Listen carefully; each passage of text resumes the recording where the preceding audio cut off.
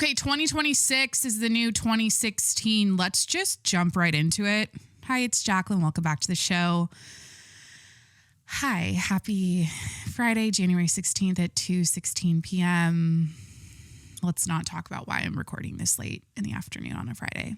Actually, I have two things to say. In an alternate universe where you don't get dinged and striked and taken down and arrested and put behind bars for playing copyrighted music, the background song, there's no intro music on purpose right now because there isn't a song on my Rodecaster Pro 2 to set the vibe, the 2016 vibe correctly. Okay, I'm not giving you this. This is not 2016. Okay. We've heard that enough on my show. We're not doing intro music. In an alternate universe, when you don't get dinged for playing copyrighted music, I would be playing Bad and Bougie by Migos, featuring Lil Uzi Vert and produced by Metro Boomin and G Coop, whoever the fuck that is. And it would be going a little something like this because, raindrop, drop top, smoking on cookie in the hot box, fucking on your bitch, she had thought. Okay, you guys know the song. I saw a TikTok that gave me goosebumps of a house party from back in 2016, and it was bumping so hard, like the colorful lights, people standing on top of random furniture. It was just like a shitty house in college. You know, we've all been there, or hopefully, I really hope if you're listening right now, you got to go through that. That's the year I graduated college. It gave me goosebumps. That was such a beautiful time, and I understand why everyone is reminiscing on it right now. This is the week of 2016. Okay. So putting a pin on that, why am I recording at 2:18? Now it's 2:18 p.m. on a Friday afternoon when I never record this late in the day. I got drunk off a mocktail. Okay. I'm doing dry January. I fully got drunk. I don't know. Okay. It was fucking kava, whatever that is. It was like, ooh, this is going to promote relaxation. Why did I get drunk? Okay. I felt drunk off this stupid mocktail. I don't know the name of the brand. It was like a kava, L-theanine, ashwagandha. It was like this nootropic blend to promote relaxation and make you feel so. I was just looking to feel something. Okay. It's halfway through the month. I haven't had a cocktail in now 16 days. And I was just like, I was at Sprouts and I was like, I just want to feel something. And they had this whole non-alcoholic section for January. And I dabbled. Okay. I picked up a couple cans. I was like, I'm going to try these out. And woke up groggy as shit. Okay. Woke up groggy as shit. Slept in, missed the gym, didn't go to spin class. Okay. So tired all morning, blah, blah, blah. You hear, you know, the whole 9 yards of if I don't like work out or start recording first thing in the day, when my brain is fresh, then it's a shit show. And here we are in the afternoon. The amount of beverages, this is so January coded. Like, fuck. Last week it was black coffee and water. And now I'm just trying to mix up beverages to stimulate me that are not alcohol on the set today to wake me up and make me feel something. So we've got a Celsius. Okay. We're doing the strawberry passion fruit. I only did half of it. I'm trying to not overdo the caffeine today. I don't think I woke up from a nap. Okay. 15 minutes ago, I was asleep. Okay. So I'm like coming out of it. It's like, this is wake up with me. This episode is wake up with me on a Friday afternoon. Let's reminisce about 2016. We have news, life updates, 2016, the whole typical, what am I going to call it? The smorgasbord. What am I saying? Like the whole list, the regular programming for you today on the show. Okay. So we're doing, a Celsius mixed with this gingerberry, unfortunately non-alcoholic kombucha. Cause you all know, if you listen to last week, I love alcoholic kombucha. That is like the drink of choice. If I go anywhere and they have it, that's what I'm ordering over anything else. And then this 100% Sicilian lemon juice, a dash of that. And then I had this, you guys, I literally made this. Never mind. Speaking of my Sicilian lemon juice, if you haven't been following me on Instagram, I am now cosplaying as an Italian grandmother. I can't stop making pasta. I'm just leaning in. Okay. I've gotten, are you Italian my whole life? And now I'm just leaning in. I'm like, you know what? I'm not, but like, I'll start making pasta from scratch for the fuck of it now. And I'll start like branding myself as this Italian bitch for fun. Cause I kind of like look at myself and then I look at my pictures and I'm like, I look at my content. I'm like, yeah, like if I start posting pasta pictures next to my thirst traps, like this will, or they're not even thirst traps, my like classy thirst traps. Cause that's kind of what I do now. I only have like one really fucking risque picture on my Instagram and I will not be taking it down. I just won't. So yeah, I'm like rebranding as an Italian grandmother, Italian glamorous grandmother who makes pasta every day over on Instagram. If you haven't been following me there, by the way, we'll just do this music. Fuck it. Bitch is bad and bougie, cooking up dope with the news. Please hit that subscribe button wherever you're listening right now. I'm on Apple, Spotify, Google Podcasts, Stitcher, Breaker, Overcast. Wherever you're listening to podcasts, please hit that subscribe button and review the show 5 stars while you're there. Follow me on Instagram and TikTok at Jacqueline Monroe. Subscribe to my YouTube channel. This is a video and audio podcast. And finally, if you want to support the show, patreon.com/TJMS. Patreon.com/TJMS. All right.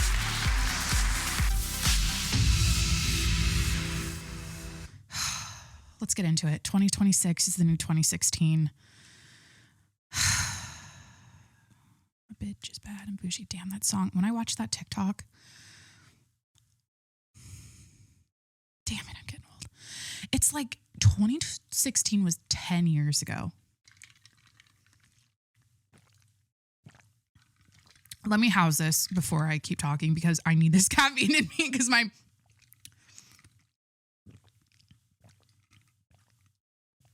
Wow.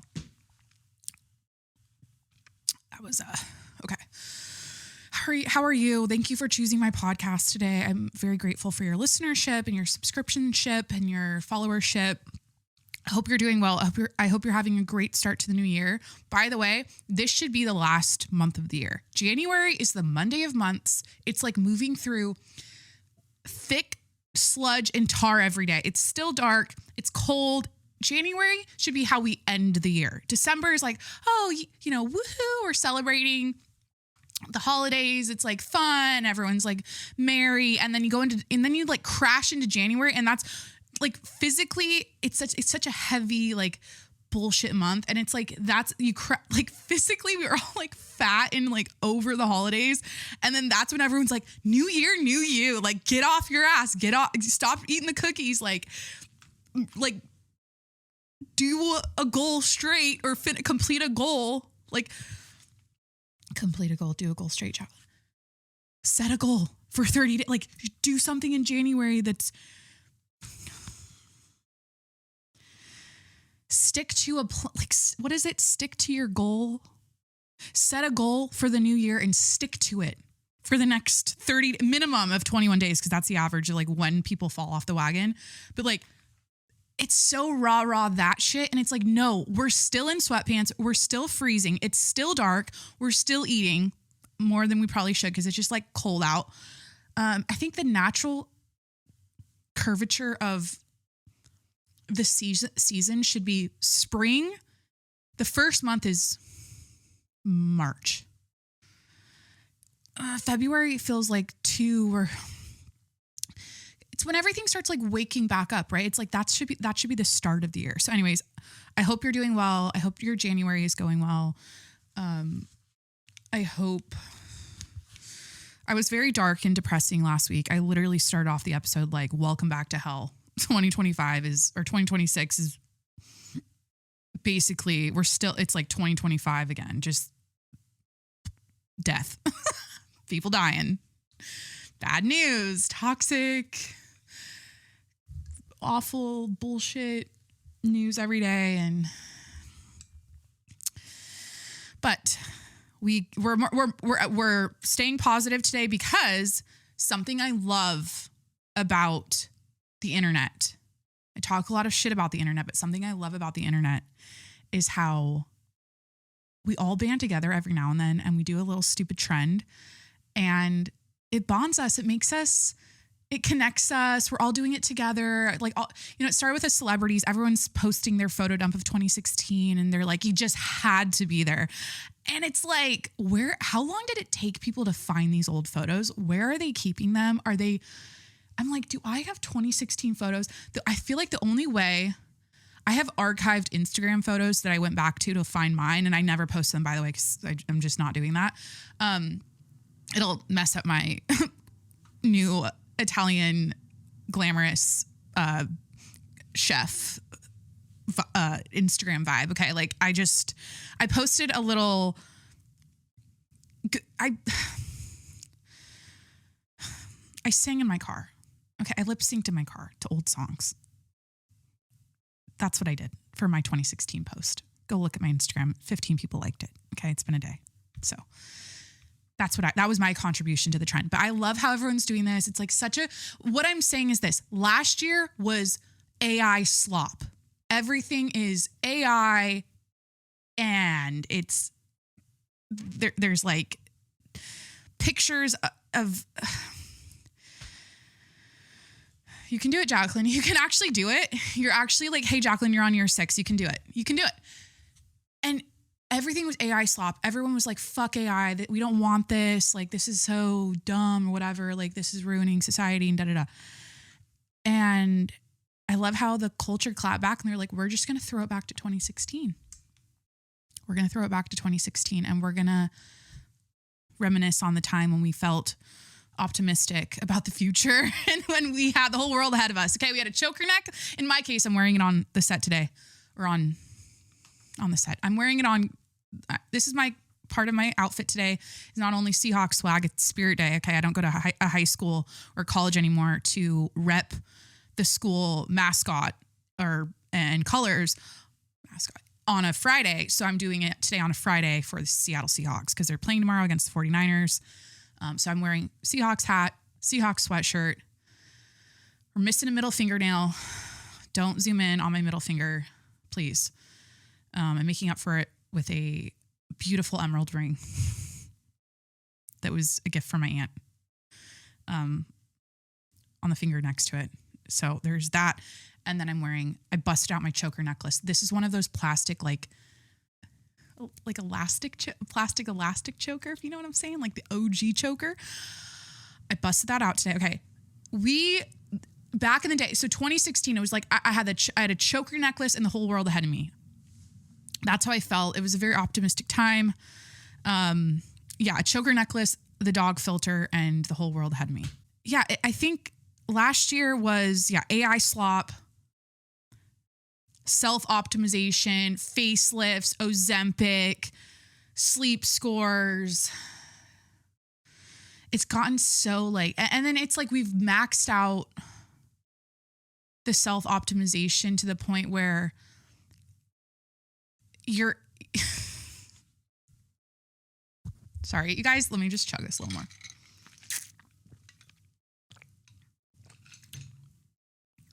(2016) was the beginning of Instagram face.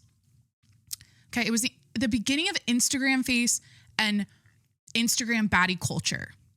And 10 years later, the pendulum has swung so far where it's getting too much. Like the Instagram face is uncanny now. Like people are overdoing it and now they're getting everything dissolved or they're just fully getting a new face. Okay, because it got all fucked up with the filler. And I think the baddie culture is dying. I think the Instagram, over-sexualized Instagram baddie content is, I don't know. It's like, I don't think that's going to go away. I just feel like it's not as, we're so numb to it now. Like we see people's ass and tits and we're just like, whatever, it's another day on Instagram. But I think that it's like gone so far the other way now where, now people are just getting their, I don't know what I'm saying. They're on Ozempic and they're getting a new face. Like that was the trend of 2025, whatever. Back to 2016. It was the era of optimism, millennial optimism. the last time we really felt free. I think people are confusing 2016 as like, for really, I would say the 2010s through 2016 was like the last year. That's the year we all look back on really fondly. And then heart rate's getting too high. You guys, I can do this. Thank you for being here. Thanks for chugging through this with me. I'm showing up for you today, and I'm not skipping recording because I'm here for you. I love doing this, and we're going to get through it. But I think back to like 2010, 2011, 2012, 20, I'd say maybe like 2011 through 2016, that era, the Tumblr era, we're still wearing that was, and then when I look back at everyone's pictures, I'm like, skinny jeans. Everyone was wearing skinny jeans. Back then it was like flannels around the waist, skinny jeans, lace up tops. Like everything was a lace up. Every crop top was a lace up crop top. We even cut big t-shirts, big graphic tees. Like I would do this for football games. Like you would take your big XL, like maybe you like pawned it off a football player or whatever. You like, you would like cut a V shape in the front, and then you would leave. I don't know if anyone remembers this. You would leave like the collar of the big t-shirt, and then you would take like a shoestring, like literally a tennis shoestring, and you'd crisscross it in the front of the t-shirt, and you'd wear that maybe like off the shoulder, or no, you wouldn't because of the collar thing. And like everything was crisscross. Oh, of course, the matte lipstick and the Instagram, or not the Instagram, the what do they call it? The brows, the block brows, the Anastasia Beverly Hills, what do you call it? The dip brow. Everyone had like huge, thick, drawn on brows. You would do your concealer like crazy thick, darker eye makeup for sure. It's okay to breathe, Jacqueline. It's okay. I actually do have the Kylie lip kit with me today. So I'm wearing the choker. I was going to do 2016 makeup for this episode, but I'm like, I don't need to go that hard. I don't need to put in that much effort. That could be just a makeup tutorial I do on the side when I'm not recording, just for fun. I don't know. I feel like I still do 2016 makeup, honestly. We're leaning in. We're going to do a palette cleanser to help me so I can deep breathe. Okay. Play the game, but play it your way and make it fun.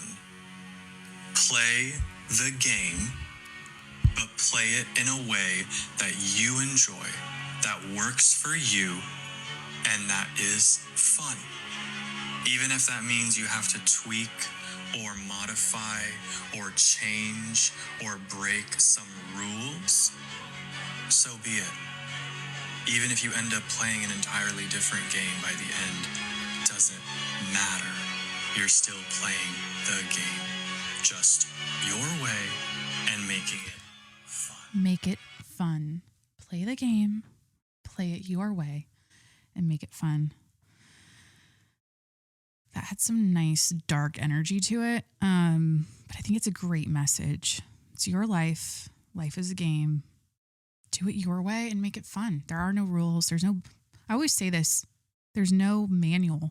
Like you pop out your baby, you're just like, hi, I'm here. And then anything is possible. I've always thought that. And that's my delusional, you could say delusional mindset thing I have. But I truly believe that. Like just play the game, play it your way and make it fun. Okay.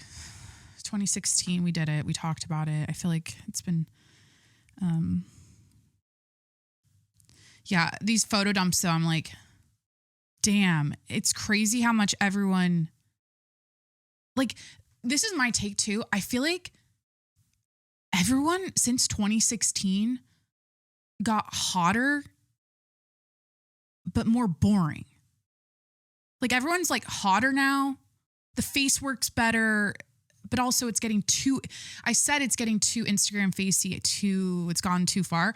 But I feel like everything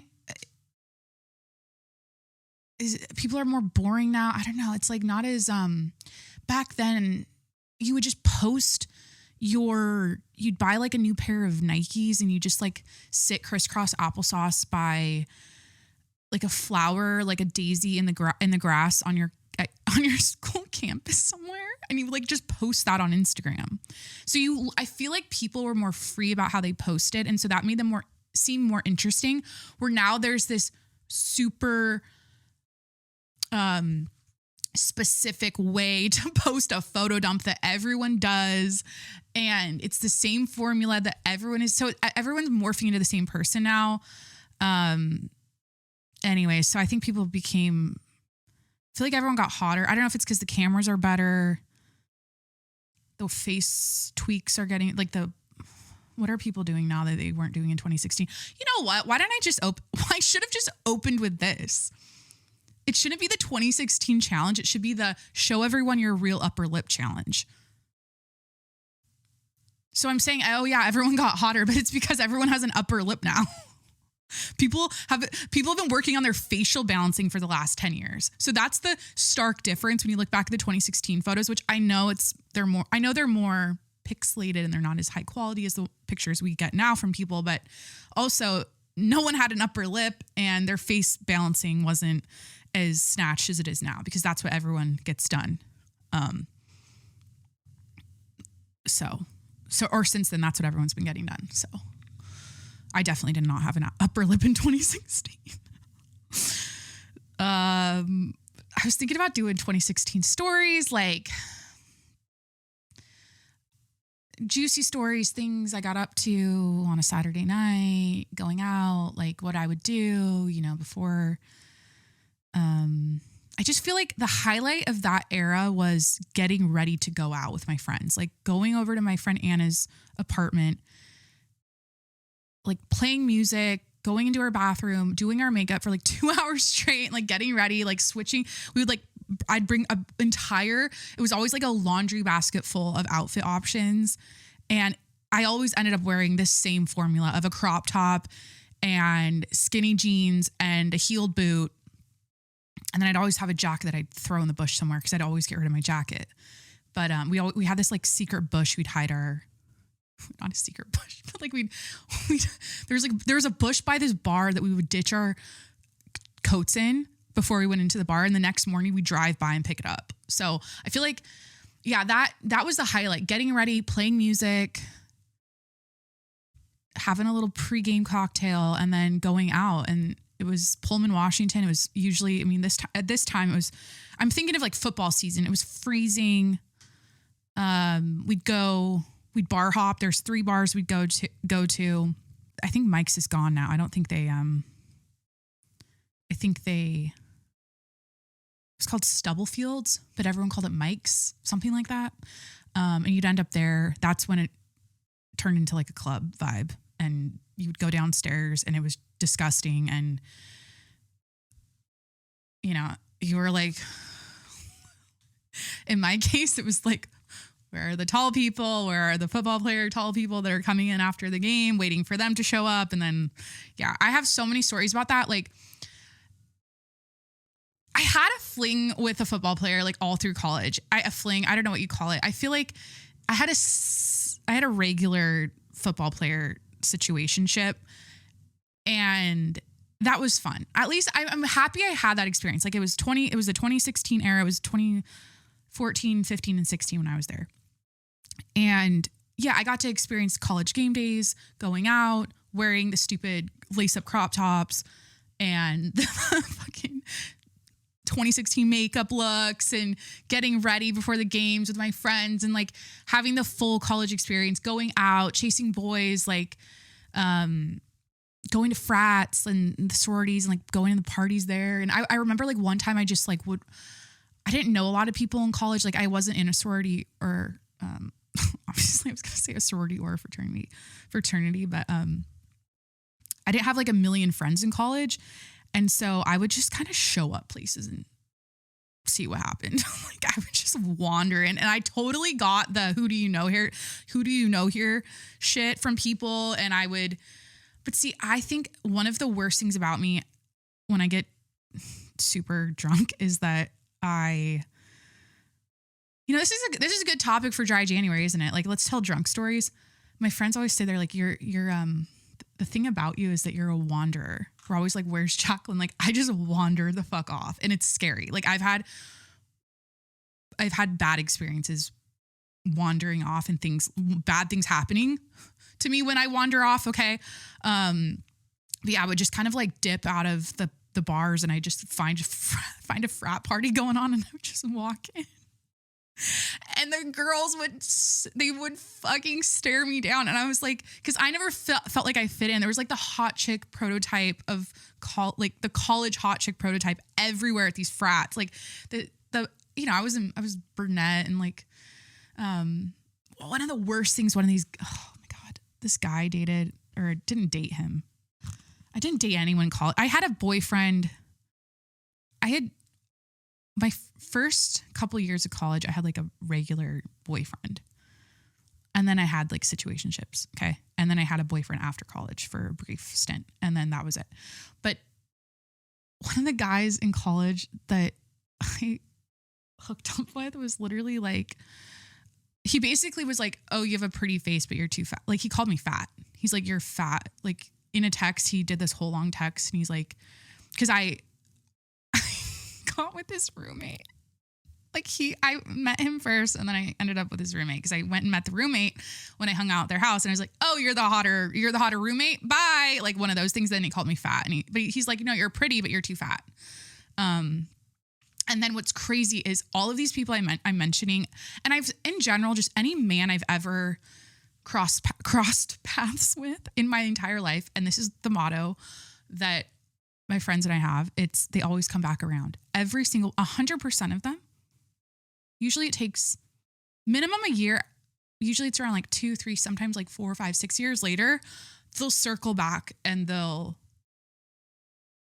hit me up. Or in this case, the football player I had the thing with, I moved to San Diego, and he's like, you're the love of my life, and like, you're the one that got away, and this shit. Like, he had a girlfriend at the time. He like couldn't break up with but he wanted to be with me. It was like a really stupid thing, but all of them do that. And even the guy that called me fat, the roommate, he circled back too. They all circle back. It's just, I don't know. I think guys just keep a roster, and they're like, oh yeah, that one chick. And then they're like, oh, I remember her. And then they like see, I don't know if she's still interested. It's crazy. I'm so happy I'm out of that. I'm so grateful for that time of my life. I had so many great experiences, but it was so much chaos and unpredictability and uncertainty and drama and crying and like pits in my stomach and feeling like, just like, what the fuck? Why can't they just be solid and nice and normal, and why do they have to play games? Everything about my college 2016 era was just playing games, and that's the fun in it though. There's like a fun in that. But now I'm literally yesterday FaceTiming Corey. We both were on FaceTime, and I'm like, I fucking love married life. He's like, he FaceTimed me because I got him all these new plants for his office. I told you guys about my Christmas gift to him was redoing his entire office, and I got him all these new plants. And he FaceTimes me, and he's like walking outside his office, like going pretty far outside. And I'm like, he's like, I want to show you this because I know you would think it's cute. And he literally just fucking he like took the plant outside and set it in the sun in like the parking lot of his office. And he's like, oh, I want to show you this. I'm keeping the plant alive. I'm taking care of it, because he doesn't have a lot of good sunlight in his office. And then I was like, oh my gosh, honey, look at my plants. Because we have these 2 olive trees, these baby olive trees that I'm trying to nurse back to health. And then I'm showing him my olive trees, and I'm like, I am so far removed from that past life of fucking playing games with guys and dealing with that roller coaster. And now I'm like FaceTiming my husband about taking care of our plants. And last night we like we did a divide and conquer with laundry and dishes. And we were just so like obsessed with how our routine of that went. It's like dumb shit like that. So anyways, I'm very grateful for that time, but I love consistency, reliability. I love stability. I love all the healthy things that come with this chapter of my life. And I'm very grateful for that. But another story I have for you that's going to blend into the life updates is a college story. Is about this farmhouse that I lived in briefly with my sister that had a mice infestation. So right now, life update. This is kind of a blend between, we're going to go from 2016 college stories into life updates. Corey and I told you about the mouse that we found in our house when we got back from New York. It slithered its way into my sourdough dough that was rising and got stuck in there, and that's how we found it. The traps are coming today. I don't know why it took us this long. It's because I don't want to kill them. Okay. I don't want to get the traps. I don't want to put them to death. I don't want to kill the mice. Okay. I'm cool with cleaning up a couple turds with my hypochlorous acid and my rubbing alcohol in my kitchen. Like, they're always like in the corner of the counter, like not like all over everything. There's like 2 turds every morning. And I'm like, well, I don't think mice are gross. I think mice have gotten a bad rap and rats. And I think I'm cool with them. I'm actually really cool with them. Anyways, the farmhouse. So I moved a lot in college. My biggest regret in college was not leaning into joining a sorority, because I immediately judged that the second I found out about what the fuck a sorority is, whatever age that was. And also my sister was in one, and it didn't go that well for her. I was very much like, I'm not like other girls. I don't want to go into the sorority life because I don't want to turn into a clone. I want to stay an individual. I want to have my own thing going on. I like the idea of having my own apartment and having my own space and not having to share a bunk hall with a bunch of other chicks. And I wish I leaned into that and actually went through it and actually did it, because I think I would have, my college experience would be completely different. I might have hated it, but I think it would have been good for me in terms of meeting more people and having more activities and things to do in college. Cause I basically worked out, went to class, worked out again, went home and like watched TV and went to bed, like rinse, repeat. And I also worked full time at a boutique, an antique store boutique consignment place. Forgot about that. So I was also working to support myself in college. Cool. But I moved a lot. I loved having my own apartment, but I wish I would have had roommates. I had one roommate in college for like 3 months. This girl named Katie, she was really cool. We shared a place. I had one roommate, and then after college, I lived in this huge house. I think our rent was like $600 a month. We lived in this like 4-bedroom, 4-bath house. It was like $600 a month. And I lived with this guy. What was his name? Jamal? No. DJ. He's a DJ. DJ. Fuck. Why can't I remember his name? Jamal? Not Jamal. Anyways, so I had a roommate for like a year. We were roommates. Why can't I think of his name? Anyways, but I also roomed back to the farmhouse with my sister for, I want to say we lived there like 6 months. I never really lived anywhere for a long time. It was probably the most I ever lived anywhere was a year, and then my lease would be up and then I'd move. But my sister worked at this farm, this seed farm, because Pullman, Washington, where I went to college, is out in the middle of bumfuck nowhere in Washington. It's a bunch of rolling wheat fields, farmland, and then there's the college town. And if you didn't know, I think back in the day when they were building colleges around the US, they had, what do you call it? That land was zoned or subsidized, what do you call it, by the government for colleges only. And so that's why you have all these random colleges in the middle of nowhere. Like big schools, right? So that's what Pullman was. My sister worked at a farm, a seed farm or something.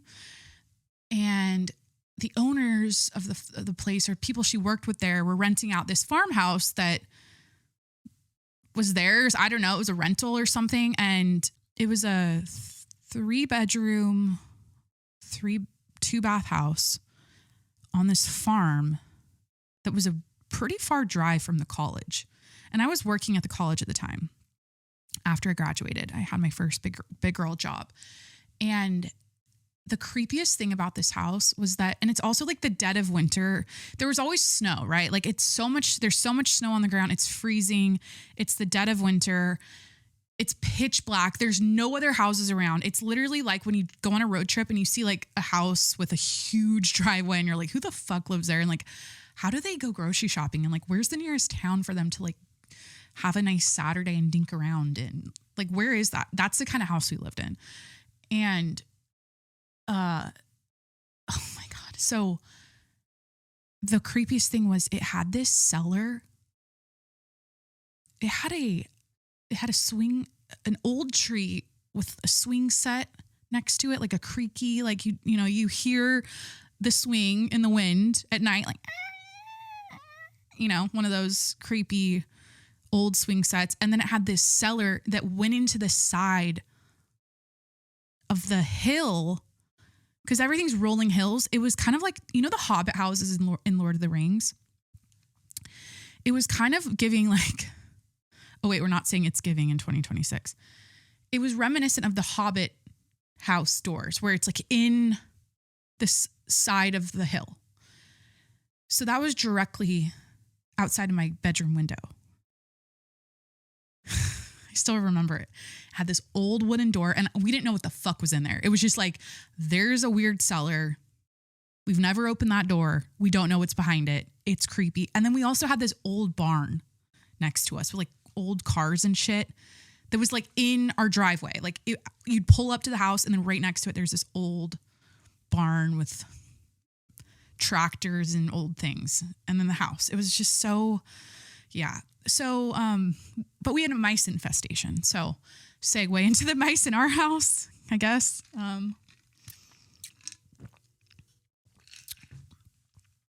Thank God we had a cat. Julie had a cat. Cindy, the white cat. She, I think, is still cooking. Cindy the white cat. So that was 2016. This whole episode's about 2016 now.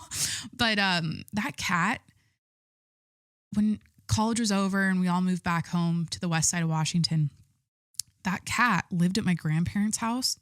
A white cat out in the farmland where my grandparents lived under one of their trees. It would just live under there every single day. It's like, where's Cindy? She's under that tree. And I think she's still alive. They moved again. My grandparents built a new house and I'm pretty sure the cat is at their new house. So that cat's got to be 30 years old. I have no idea, but we didn't know how old she was when we had her. She's a great mouser. Okay. Back to the story. Let me stay on it. So when I lived at this house, we had a mouse problem and that's the end of the story. Honestly, that's really the end of the story. I don't know why I decided to tell you. I just want to tell you about that old farmhouse we lived in because that was crazy. Like that was such a. Now I'm so much more of a scaredy cat now than I was when I was younger. I was just so like whatever back in the day, and now I'm like I would not sleep. Like if that stupid cellar was outside of my window, I would not sleep at night. Now I wouldn't even consider living there. Like I wouldn't even entertain that idea. That would not be in the cards. Like I don't know. I like know too much. And I didn't watch back in the day. I didn't watch scary movies. That's a new concept for me. Those creaky swings and those weird old cellar doors and the setting of an old farmhouse in the middle of nowhere as like a haunted ghost house. Like that's a new phenomenon to me because I never watched anything scary up until recently. Like I just started watching scary stuff in the last, let's say 4 years. So all right, let's move into the life updates. So I can't stop making pasta. I'm still making sourdough. We have the mice thing. We're getting the traps today. We're still co-sleeping with Louie, our bulldog.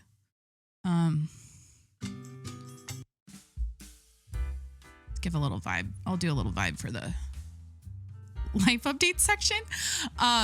We're still co-sleeping with Louie and he's finally sleeping through the night. It's like we have a fucking toddler or a baby.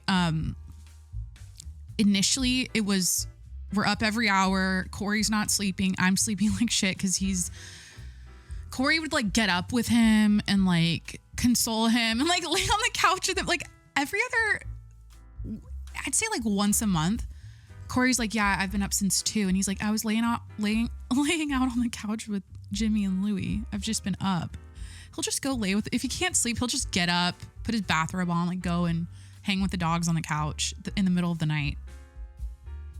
I'm like, all right. So it used to be annoying because Louie wouldn't, and the thing is the truth, honesty hour, the truth is that the reason why I preferred co-sleeping with Louie over him sleeping anywhere else in the house is because he won't have an accident. Bulldogs do whatever bulldogs want. You could literally starve him, drain all of the pee out of his body, and he would still shit all over and piss all over the house. Like in the middle of the night when everyone's sleeping. Like he would find a way. And it's not chronic. He goes in phases, but you guys, I've gotten rid of rugs, like it's because of it. Like the rug in this podcasting room, like is long gone. Okay. The white rug I used to have in here is long gone. It's just, it's annoying. Okay. The peeing and shitting is annoying. And so when he sleeps with us, he's sleeping through the night now. And then, no accidents happen. And okay. But Corey has caught him in a deep squat about to take a shit. He always comes to my office. Like it's so annoying. It's like his favorite spot, which is disgusting. I'm so used to cleaning the floor and sanitizing everything and wiping. Oh my God. Like we have a routine. If it happens, we go on autopilot. Like we literally, like Corey, I never pick up any of it. Corey cleans everything like really good and he'll spray and do all that shit. And then I'm like, I'll double clean it. Cause I know just, you kind of have to like let it, you do like the once over the first clean. And then you have to like kind of let that chill for a sec and then go over with the real intense chemicals and like heavy cleaning shit. And that's where I come in. So I'm not talking about this on my episode. Why am I talking about this? I always do this. New year, same me. But long story short, we're sleeping through the night. He doesn't get up, but Corey caught him in a deep squat in my office. So what we know now is if he jumps off the bed at like 2 a.m., he's nice enough, courteous enough to excuse himself and not shit the bed. Okay, at least he's smart enough to do that. So when we know now when he jumps off, well, I don't wake up from it. I never wake up from anything in the middle of the night, which is actually really scary. Like I sleep through everything. Corey will get up and like catch him in the act. And before he does it, he'll like bring him outside and then he'll do it outside. So, but yeah, it's really, I almost like can't sleep without him now. I'm like, I like having him in the bed. There's something really comforting and like, it's like a bonding thing. I don't know. It's like a really beautiful thing sleeping with a dog. And I never thought I'd be one of these people. Like growing up, dogs weren't even like allowed in the house. Like it was like, they're outside dogs. We had we had the golden retriever. He would come in at night to sleep, but he would sleep in the mudroom. Like that was his place. And then as he got older, we'd let him sleep. He got like closer and closer to the bed life. He'd be, I don't know if we'd let him on the couch, honestly. Maybe we'd let him sleep by the fireplace because it was warm. He would sleep there, but rest in peace, buddy. But yeah, I never thought I'd get to this point. So we're still co-sleeping with him. And we just stare at him. He's such a crazy looking dog. I mean, bulldogs are, it's freaky how, if I overthink it, I'm like, how are they real? Like, how are dogs? It's so crazy. Like we're at the point, Jimmy's 5, Louie's 4, where I'm having full conversations with the dogs. They know exactly what I'm saying. Like the bond gets deeper. The love gets deeper. Like it's crazy. They're literally like, there are everything, I love dogs so much. I literally, I could have a dog rescue place or like, I'd just have like if I had a farm, I would have probably 50 dogs. I would love to have 50 dogs. I finally got the bathroom coat at Home Goods, at my local Home Goods. Life update. Still shopping for tchotchkes at Home Goods. I have this routine. Okay. I hit the Goodwill. Okay. I go to Starbucks, PetSmart, get the dog food because we run out once a week. So I usually time it. So I go to Starbucks, triple espresso on ice in a grande cup with salted caramel cold foam. Sometimes I get the egg bites if I haven't eaten. Boom, done. Go to PetSmart, load up on the Nom Nom, the dog food, the frozen fresh dog food that we get them. Get a couple toys. Maybe if we've run out on some chews or supplements, I get them that. Cool. And then I hop over to the Goodwill. Sometimes I'm there from anywhere from definitely at least an hour, upwards of 3 hours. I'll be at the Goodwill. That is pushing it. Usually it's a couple hours. Goodwill. Then I'll head over to UPS if I have a return or something. And then I roll into, by then, car wash, maybe. But if I have to pee, I go to Home Goods. Home Goods is where I go pee in the middle of my errands days. Corey looks at me the other day, and it's the afternoon. He was homesick. He got kind of what I got, not laryngitis, but he got pretty sick. And we're like taking a nap. I showed him the nap life. I was like, hey, just come home, and it's okay to take a day off and rest, He's just not one of those. He doesn't even think to do that when he's sick. It's and I'm like, why don't you take a nap with me? So we took a nap because it was my nap time. When he called me, he's like, I'm coming home from work. I feel sick. I was like, oh, fuck, I'm about to take a nap, but I'll wait for you. And so then we napped together. This is so dumb. But then I looked at him. I woke up and he's like, are you going to get back to work? And I'm like, no, I'm actually finished for the day. I'm going to go run errands, which is still work in my mind. It's all work. Everything I do is work. And he goes, run errands? And he's like, what do you mean by run errands? I don't know why he's just playing, he was messing with me. And I'm like, oh, I have to donate a bunch of stuff at the Goodwill, which I do have to do, but I didn't want to do it that day. I could have done it the same day, but I didn't have it all ready and organized to do it.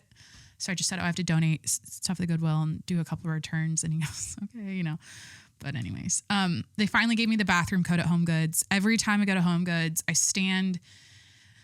walk back to where where the pictures are and the mirrors and all, whatever, that area. And there's a hallway, and you just stand in the hallway hoping someone comes and gives you the code or does the code on the door. And this lady, the last time I was there, it was taking forever. I'm just standing there. And I'm like, what the fuck? I was looking for employees. I finally found one. I had to walk back through the store. And she goes, it's da-da-da, whatever the zip code of the area we live in is. That's what it is. And she's like, don't tell anyone I told you this. And so now it's not going to be annoying when I have to go pee because I can just go in. And then after Home Goods, I usually maybe hit up Ulta, Sprouts, TJ Maxx, whatever's in that little area. And then that's probably that's the end of the day. By then it's time to go home and make dinner. So, life updates. I'm really stoked about the Seahawks tomorrow. I'm so stoked. Seahawks 49ers tomorrow. We're going to go on a little road trip all day tomorrow and then come back and watch the game. We're going to go, there's some upcoming golf tournaments we're going to go to starting next week. I'm going to be going out to the desert with our friends. I don't know if we're going to do it or not because of the dogs. We're we want to go and we're wait a minute. We can't keep asking his parents to watch the dogs. So we might, I don't know. They watched them while we were in New York, and I know it was a lot, but yeah. So what else is going on? Oh, golf swing I'm still practicing my golf swing and working on it. Speaking of golf, I think that's, what other updates do I have? I've just been making pasta, taking spin class. I've been busy just working on the podcast, the back end stuff, exciting things, I always tease and say, but it's really, you guys eventually you'll be you'll know when it's firing on all cylinders. Okay. You'll know, but it's amazing how many moving parts there are to social media and doing what I do, and how many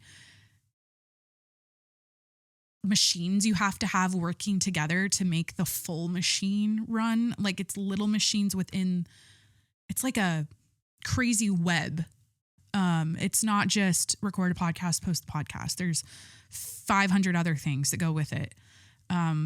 And I love the process, which is good. I've kind of, that's the only reason, well, that is the reason why I've stuck with it. It's I enjoy doing this. I enjoy the process. And in fact, I'm nerding out to lighting now. Like I'm learning all about studio lighting and the right way to do it and set it up and like make it look nice on camera. So yeah, it's fun. I'm still working on that. Oh yeah, I'm like taking a shit ton of spin classes because there's a bingo challenge for January. So yeah. Let's do a little palette cleanser because I need to, getting a call. I haven't played these women in a while on my show here. This is a nice, like, it's like revisiting an old friend. I just love this shit so much. So here's your little palette cleanser before you get into the news. Have you been dying to eat at Beaches and Cream at Disney World Beach Club, but you weren't sure if you'd fit? Hey everyone, we're plus-size park hoppers. We range in sizes from 2X to 5X. Make sure you like this video and follow us for more plus-size Disney tips and tricks. Beaches and Cream Soda Shop is a retro-themed diner located at Disney's Beach Club Resort. They serve classic American food like burgers and sandwiches, but are probably best known for their extra-large ice cream sundae, the kitchen sink. If you know us, you know that we're often thirsty for ice cream, so we were super excited for this. The seating here consists of... They just don't give a fuck. And I think that's why I like watching it. They know they're fat. They know they're plus size. It's literally called, their account is plus size park hoppers.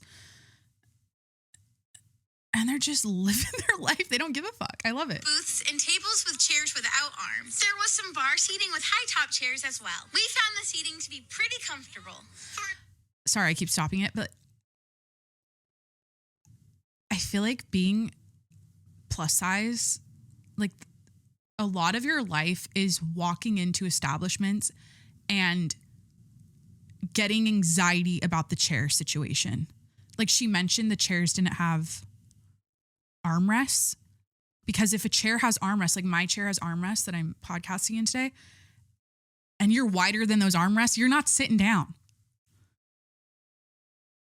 So when a restaurant, I think it's smart on Disney's part here at this Beaches and Cream Soda Shop, they know their customer. Okay. They know their customer there. Yeah, it's smart if you're a restaurant at Disney to not have armrests, but the chairs didn't look that supportive, but here we go. Sorry. An entree, Ashley got the grilled cheese with tomato soup and added bacon. She said it was super cheesy and the soup was creamy, flavorful, and perfect for dipping. Speaking of dipping, Sarah got the French dip sandwich. This was thinly sliced roast beef, Swiss and au jus on a toasted French roll. She was honestly surprised by how good it was. My name is Stephanie and I got the cheddar bacon ranch chicken sandwich. This was served on a multi-grain bun. I really liked everything on the sandwich, but the bread was not my favorite. In true diner fashion, the French fries were nice and crispy. Deanna had the Angus beef burger plain with nothing on it. She thought it tasted like a pretty standard Disney burger. The menu also offers vegetarian options and has gluten-free buns. Yeah, one of the girls is gluten-free, which I think is hilarious. I like the comments. Sorry. It's like kind of annoying. Sorry, the voice is, God bless them. I'm honestly a big fan. I think they're helping a lot of plus size people out there. Every comment here is defending them, saying some people can't lose weight. It's a medical condition. Be nice, etc. Then it's a video of them eating a gallon of ice cream out of the sink. And then they clap back. I love when they comment back and they go, oh my gosh, it's 2 scoops of ice cream each. Live a little. They're living a lot. They're living large and they're living a lot. And then there's just like,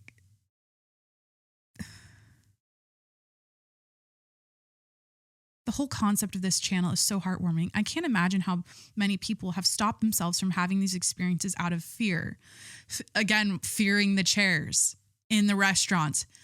That's a real thing. It's like getting on an airplane and eating. My biggest thing with obesity and my biggest confusion about it is how do you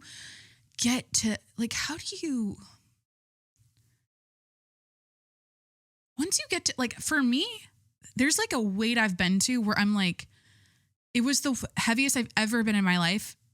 And it wasn't even like, I wasn't obese, right? Like I wasn't even considered, you probably wouldn't look at me and go, oh, she's fat.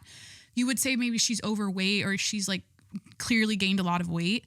Like 30, that was when I gained 30, what was it? 35, 40 pounds, 50. I mean, I fluctuated so much, you know, but then to go gain 200 on top of that, I'm like, how does that keep going? I get that it's like a disease. It's like an addiction, like a food addiction thing. And I've been a food, I guess you could consider me a food addict. Gosh, I told Corey a really dark story about my study abroad experience in London and how I was like peak binge eating disorder during that time. And I like fucking, I wanted to enjoy going out with I was with like this group of 30 people, like the whole time I was during my study abroad. It was through the University of Oregon. I was with like 30 other people, mostly girls. And I wanted to just like be free and go out and like have fun in London like them. But I was just like eating. Like I literally would like isolate myself because I had so much pressure to get my assignments done because I was basically acting like a journalist the whole time I was there. That was the whole program. It was like, you're going to be put through this program where you're going to events and I'd go to like a ballet or something, or we would go to Wimbledon or a cricket match or an art museum or something. And then the next morning your article would be due. And that's when I figured out really quickly, like, I don't want to be a fucking journalist. Okay. It was really cool. It was such a great experience, but like, I was so fucked up with like the food stuff. And I was just like trying to like, cause what I would do is I had the whole procrastination binge eating thing where like my issue was I would delay taking action, like doing the assignment, like I couldn't write, like I'd have the worst writer's block ever. And so I would just like go to the grocery store by my dorm and like get a bunch of food and just like eat it all. And then I could start. That's how my whole thing, that's like the disorder. It was like, I don't know. There's like it's all, there's explanations, medical or scientific explanations for all of it. But it was like, I couldn't just, maybe drink a coffee at like 9 p.m. on the night I was writing the paper and like, just be like a normal college student and like open up my computer and like start typing. It wasn't like that. It was like, I had to go destroy my stomach and feel so like it's almost like, and this is the thing too. Okay. Honesty hour. Hi. That's what we do here. I never was a drinker. Like I drank as this is we're going out and I'm drinking thing. Like this is a weekend thing. This is a fun thing, like a social thing. We're going out, we're drinking. It's a special occasion. It's a birthday dinner. It's, that's when I would drink. It was so eating was like the food addiction and the eating was, I wish I was just like, I'm going to have a couple cocktails and write this fucking article. Like, I wish I thought that way because the food thing was so debilitating and I'd be so puffy the next day. And I remember like people would make comments, they're like, are you okay? Like, you don't look that good. My face would be so morphed. I would be so full from the night before of eating and just binging like fucking stupid shit. Like I would get like the same things. Like I just would repeat the same, these like stupid, I don't even want, it's so dark. I don't like to even think about the food I was binge eating. But now like later in life, I've realized like, oh, sometimes when I want to be productive and like get shit done, a couple drinks in me will like aid in that process in a nice way. And it's like not that crazy. It doesn't make me feel like shit. It's a couple drinks and I lock in. It's like having an Adderall, honestly. Like it does something to I think it does something to your brain. It takes it down a notch and it helps you. Cause I have the executive function thing where it's like, just do the thing, but then I can't. I have like the functional freeze issues where I'm like, okay, I know I need to do the thing, but I can't. So then, okay, I'll have a couple of drinks and then now I can do it. And then I'm just like off to the races. Like, I mentioned hard kombucha before in the beginning of this episode. And that kind of became a crutch. in the last few years for like certain tasks that I would want to get done where I knew I needed to like, because weed puts me to, I'm useless when I smoke weed. Like I'm not going to do that. I just don't. That's like when I'm done for the day. Like that's when I'll smoke weed. But which I haven't gotten high in God knows how long. I can't even remember the last time I got stoned. Like, I'm an alcohol person. Like I'm a drink, like I like to have a couple drinks. Okay. But yeah, I would have, like a couple kombuchas and I'd be like, all right, I can actually like focus and work, which back to the binge eating thing. Like that was so like, I think I would have become an alcoholic, I guess, or I guess that's the slippery slope. And that's when you're like, that's when it becomes too much of a crutch. But I know I'm not an alcoholic. Like I know I have that in my bloodline for sure. Like I definitely carry that gene, but, quitting alcohol this month, like going this long without it is like a non-issue. Like it's not like oh my God, I can't drink thing. I'm not even like itching for a drink. I teased that I wanted to like feel something with that stupid fucking mocktail that made me literally like buzzed from the kava or whatever in the beginning of the episode. But, yeah, I will say like, I do enjoy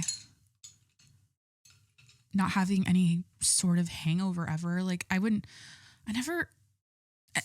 don't drink hard alcohol. One thing about me is I quit that. Last year I completely quit hard alcohol halfway through the year. I had a really bad 4th of July. I never told that story. Yeah, and that's when I was like, you know what? I get too excited when I drink hard alcohol, and then I don't know what it is. I get like too like, and then I try to like, this is the issue. Like when you go out and drink with people and you're at a function, whatever, in this case, it was the 4th of July at the country club that our friends, we all go with them. Place we got married. It's like, people like look at you, they go, oh, you want me to get you another one? And you just kind of go, yeah. And like you're 4 margaritas deep. It's like, no, you don't need to keep saying yeah. Like that's my issues. I just keep saying like when someone offers like, oh, do you want another one? I'm just like, yeah. Like we had this Christmas party for my gym. I was just drinking wine. This was back in December. I probably had like 8 glasses of wine, like no joke. And I wasn't even like, I am so not aware of the amount. And that's the problem I have where I'm just like, I don't even want that much. I'm fine. Like I don't need to, but it's whenever the waitress would come around, she'd go, do you want another one? You just kind of go, yeah. That's the kind of drinker I am. Whenever someone's like offering, like, do you want more? But I do not miss hard alcohol. I think that's for me, the worst hangover ever. Even if I have one drink, like one, no. And I don't do shots. I don't fuck with any of that. Drinking. No. It's not the vibe. I love a cocktail, I like to drink. I'm not saying I'm above that or I don't enjoy that because I do. But damn, there's so many just negative things that come along with it physically and just how you feel. But I honestly don't like, it's been 16 or on day 16. Honestly, like nothing is crazy different. Like I don't feel any type of way. Like I think maybe I have a little more energy. I'm also doing a ton of cardio. And I feel like whenever I do cardio regularly and I'm not drinking, I have way more energy all the time. So I definitely think that is an improvement. So cool. Okay. So what was I talking about? Oh, the life updates, plus size park hoppers. Did we even finish it? Yeah, they just don't give a fuck. Oh, what other palette cleansers do I have here? I think we'll just, that was it. We did. Oh wait, see the one thing about 2016, let's go back to the 2016 trend. Like I said, that was the start of Instagram face, baddie content, Instagram baddie culture. You know, the original Instagram baddie was wearing a crisscross crop top from Forever 21 that was like $7 on sale, or like a Rue 21 or what other if you were balling, you went to Free People. There was like a Free People bralette that everyone wore. Yeah, that was it was also the beginning of, in my brain, like the fast fashion, hyper consumerism, fast fashion thing. Like I remember sitting in college behind girls in class that were definitely in a sorority trying to look cute for the sorority shindig they had going on later. And they would be like, all the girls did in college was scroll on like the Forever 21 websites it was always like scrolling for dresses, like short mini dresses for the parties or whatever. Like I would just constantly see girls online shop all class long. But yeah, it was the beginning of like the fast fashion in my brain. That's like when it all kind of like really popped off, just buying cheap shit online, cheap clothes.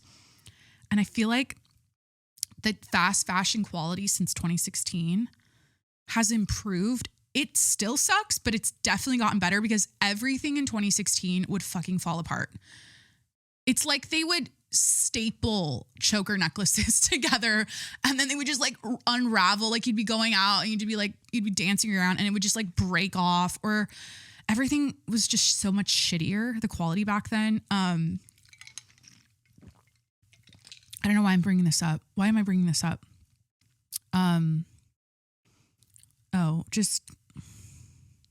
I don't remember. Moving on. How cool is that? We can just move on because we don't remember. It's 3:30. What time did I start? But now there's certain things. Okay. Like I said, certain things have improved since that era. Like the facial balancing, everyone's hotter now. Okay. We're doing like that. Everyone has an upper lip. I think the clean girl era, 2020, when everyone's locked down, the focus on skincare and leading with good skin over caking your face with makeup. People are looking better now, right? Like people are maintaining their skin better, and I think people are looking better. I completely went brain dead. That's what you get at 3:30 p.m. on a Friday afternoon from me. People are looking better. Okay, wait. Everyone has an upper lip. What did I say? Caking the face, skincare, things improving. What did I say? I seriously cannot remember where I was going with that. Maybe it'll come back to me. It always does. Guys, do you want to talk about this toxic mom group? I don't. Let's do the news. Harry Styles, I'm going to live react. Harry Styles came out with a new album, or he's coming out with a new album. I'm going to live react to the cover because people are saying it's awful. Let me look at the picture of the cover. harrystyles.co.uk. Okay, so I'm on hstyles.co.uk. It's coming out March 6th. Now, I'm going to try to read the title of this as best I can. Kiss All the Time, because the title goes in a circle. So depending on where you start reading in the circle, the album title is going to be different every time. Okay, so it could be Time Kiss All the, but obviously it's Kiss All the Time, Disco Occasionally. And it's a disco ball. It's a disco ball. It's a picture of dusk in the UK back in fucking, where's he from? I've been there. I've seen the bakery, guys. My ex-boyfriend drove me by and goes, yeah, that's where Harry used to work. You know the lore. My ex knew why I was with him. He knew how I got there. It's because I was stalking Harry Styles and figured out he was a friend. And you guys know the story. If you don't know the story, I'm not going to retell it.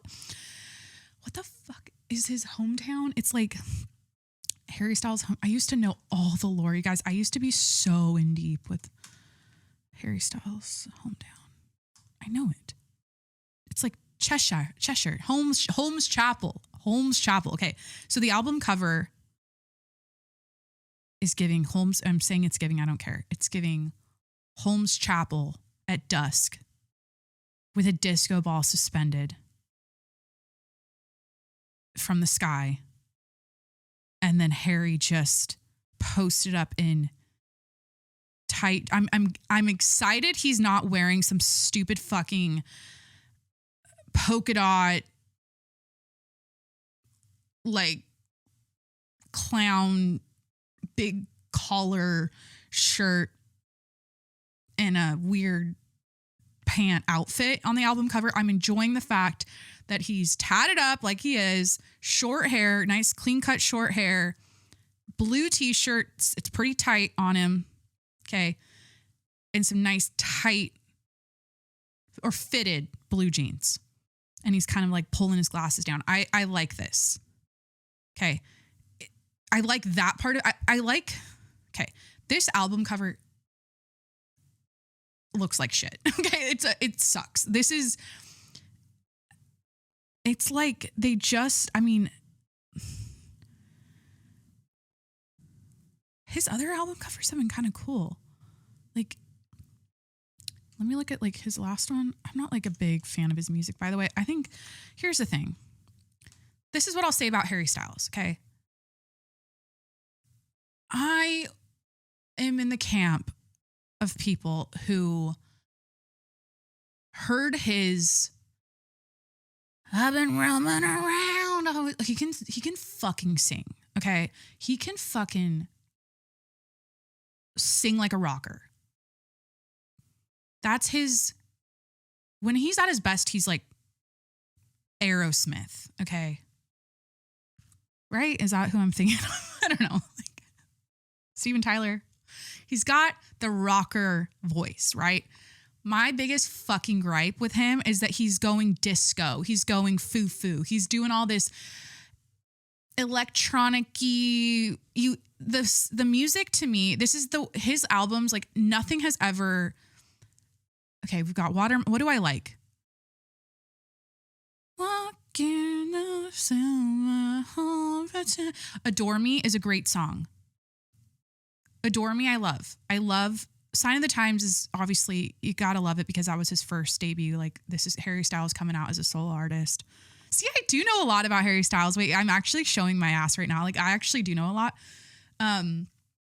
He has a few bangers that I like, but in general, his vibe of music is so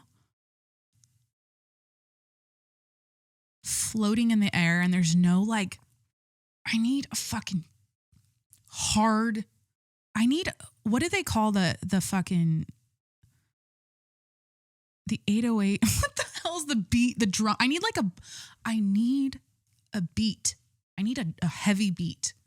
And his music is very like, floating with the butterflies in the sky. Or floating. And then all the songs kind of float in the sky together and they blend together. I need like a, what's a great One Direction example? Like a great song. I just listened to it in the car yesterday. Maybe it's the way that she walked. No. You know, the One Direction song is like, wait. I'm thinking of a song right now. It's like, better than words, but more than a feeling.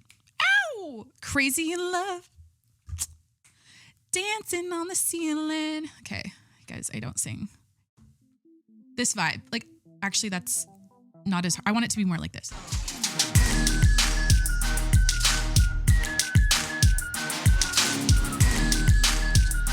That's the kind of music I want Harry Styles to make. Okay, I want to bump and grind. I want to feel something. I want to beat. I want it to, you know what I mean? I'm not saying like rap. I'm just saying stop making this fucking airy-fairy bullshit. And I know this disco album is gonna it'll have like a couple I like, and then everything else is gonna be like floating in the sky with the butterflies. But some of those One Direction songs, his part of the song that he would sing, his voice is so, He has that essence of a rocker, and that's not his brand. It's so like disco 70s, like wishing for a time that he doesn't live in, stuck in the past, trying to revive an era that he didn't grow up in, that he looks up to all the artists of that time and wants to be, I don't know. He's trying to be different. I don't know what goes through his mind. He definitely went a direction I wasn't expecting, because he could have done.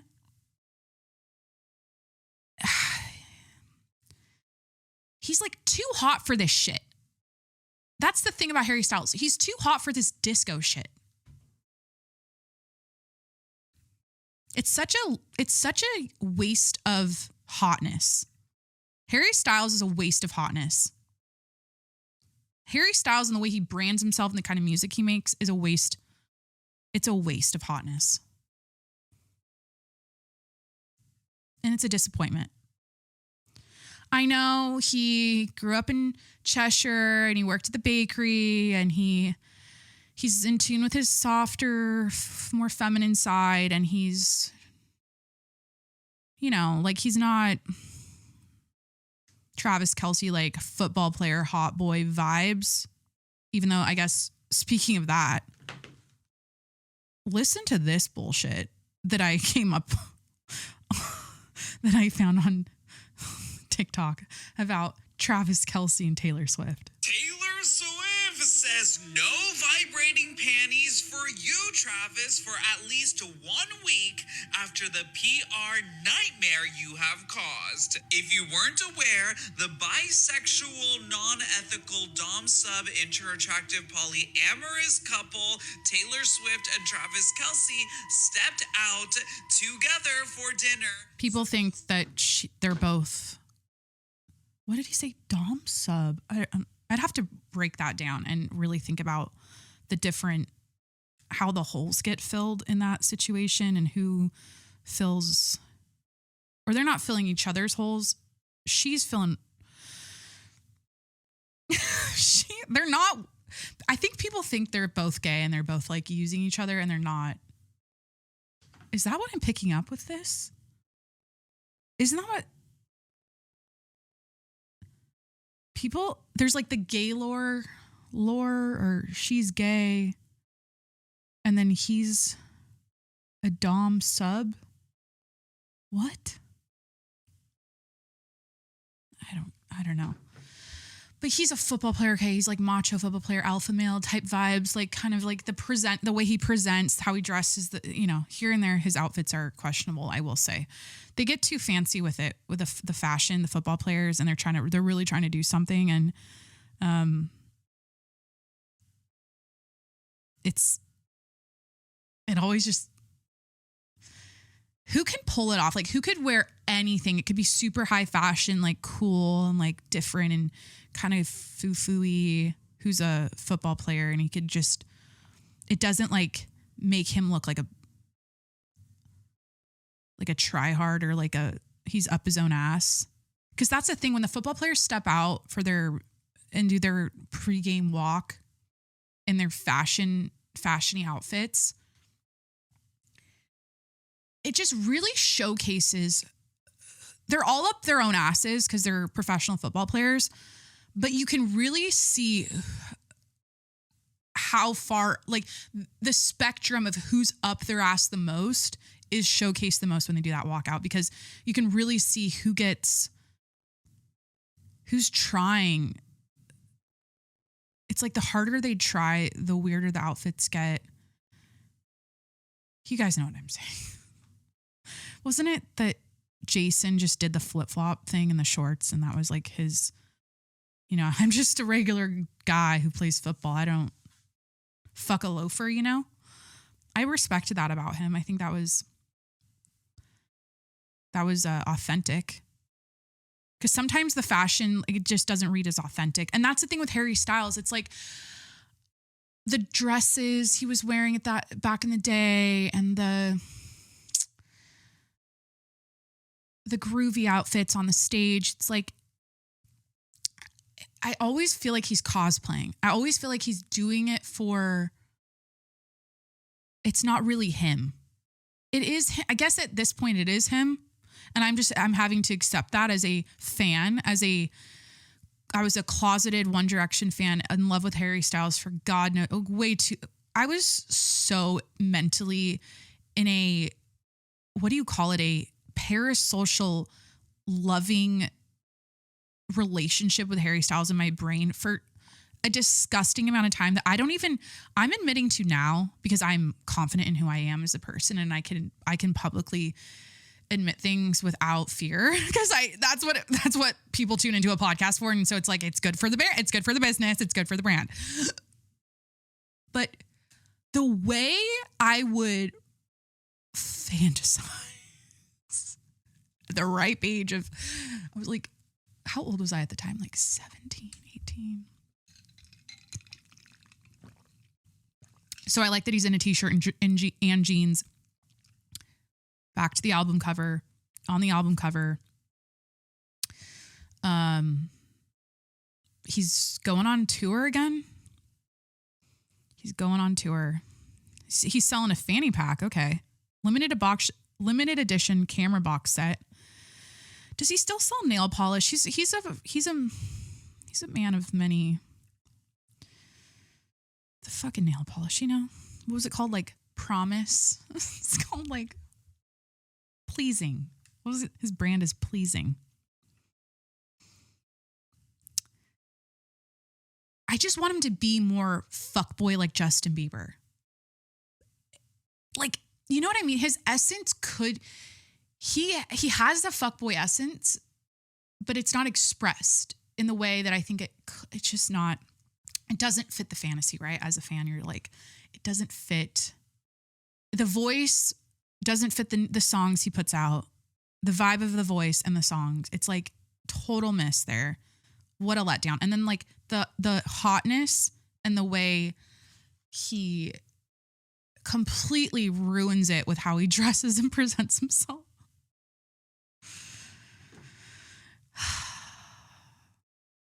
I guess it's like being a true artist. You're just a whack job, and it's just like you don't have to you don't fit in a box, and you're confusing in women's brains. You confuse people. You know? Okay. I don't know where we're at. This is the thing. We're going to keep going until Corey and the dogs come home, and I don't fucking care how long that takes. And by the way, I'm in the news. I'm in the press. Not really the news. People are talking about me. Okay. People are talking about me and they're judging me. They're judging me publicly online on their platforms. And I unfortunately had to hear an older woman comment on my podcast and my style of podcasting, the way I podcast. And this is the thing. People who podcast about podcasting are squares, okay? You have to be such a square to think. And I know it's like helping people like launch their podcast and learn about podcasting. Like, there's a market for it. I get it. But then it's you would have to be such a square to do that. Anyways, I made a TikTok. Thank you, by the way, to, what is it called? The morning podcast show. Wake up podcast show, morning podcast. It's like a daily, they talk about podcasting every day. Thank you for featuring my TikTok. They literally were okay. So I made a TikTok giving my advice to people that went viral, basically saying like, don't niche down. I don't niche down. I talk about whatever I want. It's worked out for me. I think a lot of podcasts that I enjoy listening to do the same thing. They don't niche down. They're talking about a multitude of topics, and it's a wonderful thing to tune into because it's always different. It's always entertaining, interesting. You're not always hearing about fucking Labubu's every week or whatever someone's niche is, like mocktails. Okay, so this woman did an audit of my show, and she's like, you know, what's crazy is that, and I'm sounding defensive, but here's the thing. At the end of the day, I am your friend. Okay. I am your friend. And because I am your friend, I don't talk to you every time we sit down and have a conversation together, me and you. I don't talk about the same exact topic and the same exact niche thing every single time we have a conversation.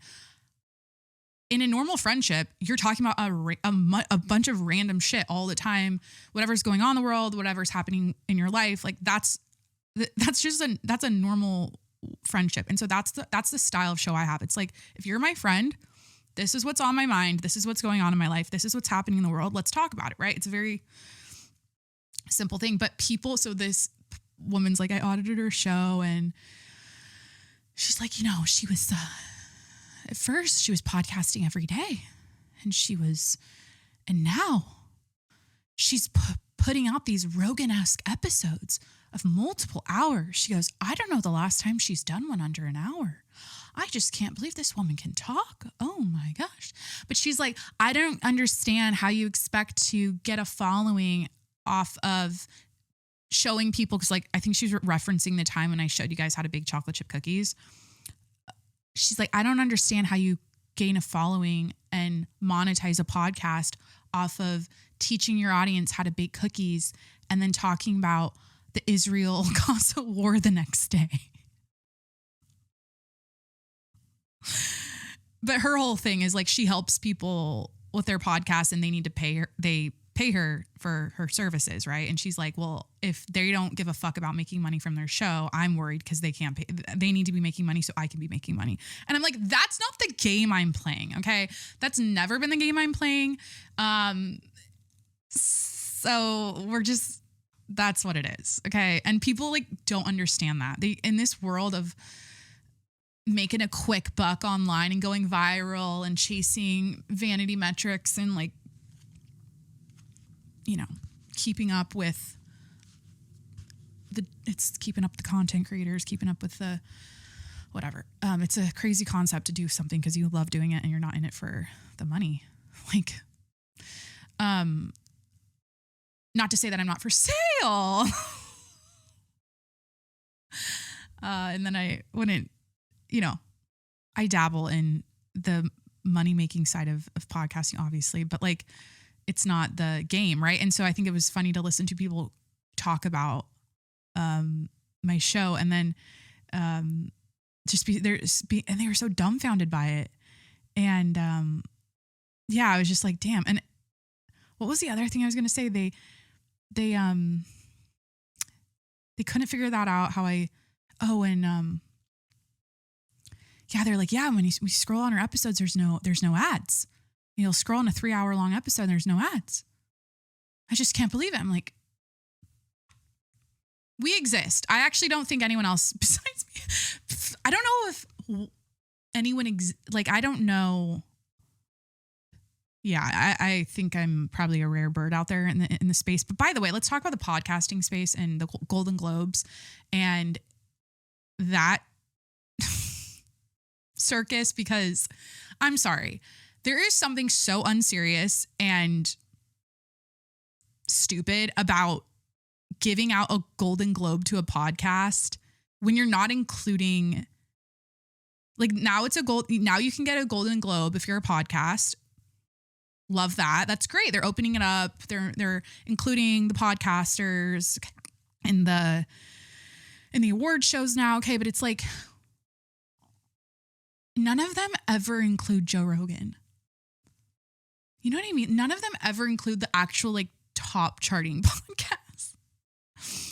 I just think it's interesting. And so for him not to be nominated ever in any of these award shows makes it so unserious and stupid. It's like, this is just a popularity industry plant celebrity contest.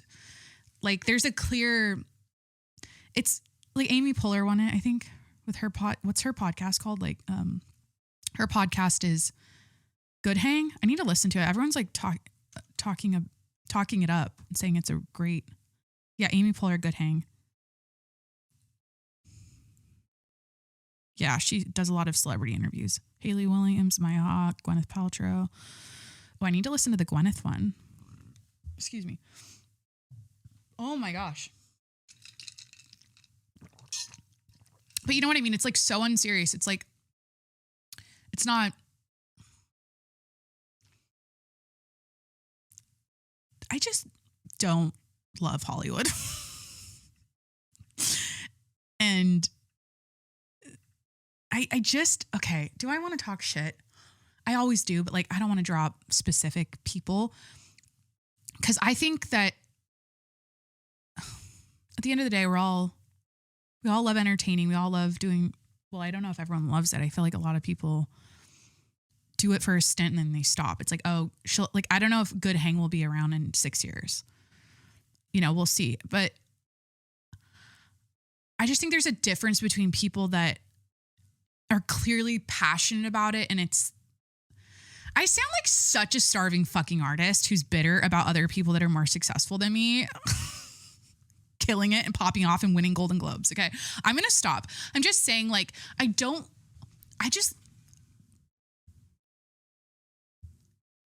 think it's just how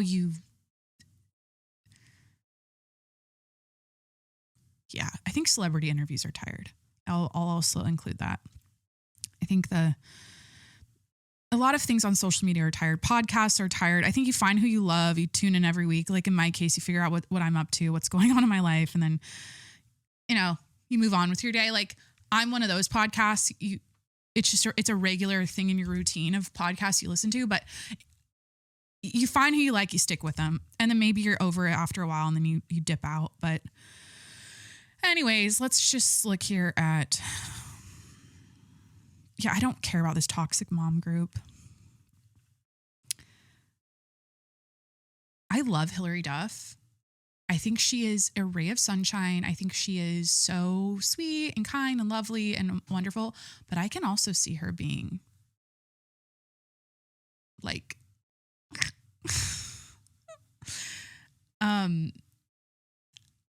I know someone, I'm just going to be vague, who is also such a ray of sunshine and like, you know, but it's like when those people crack, it's scary.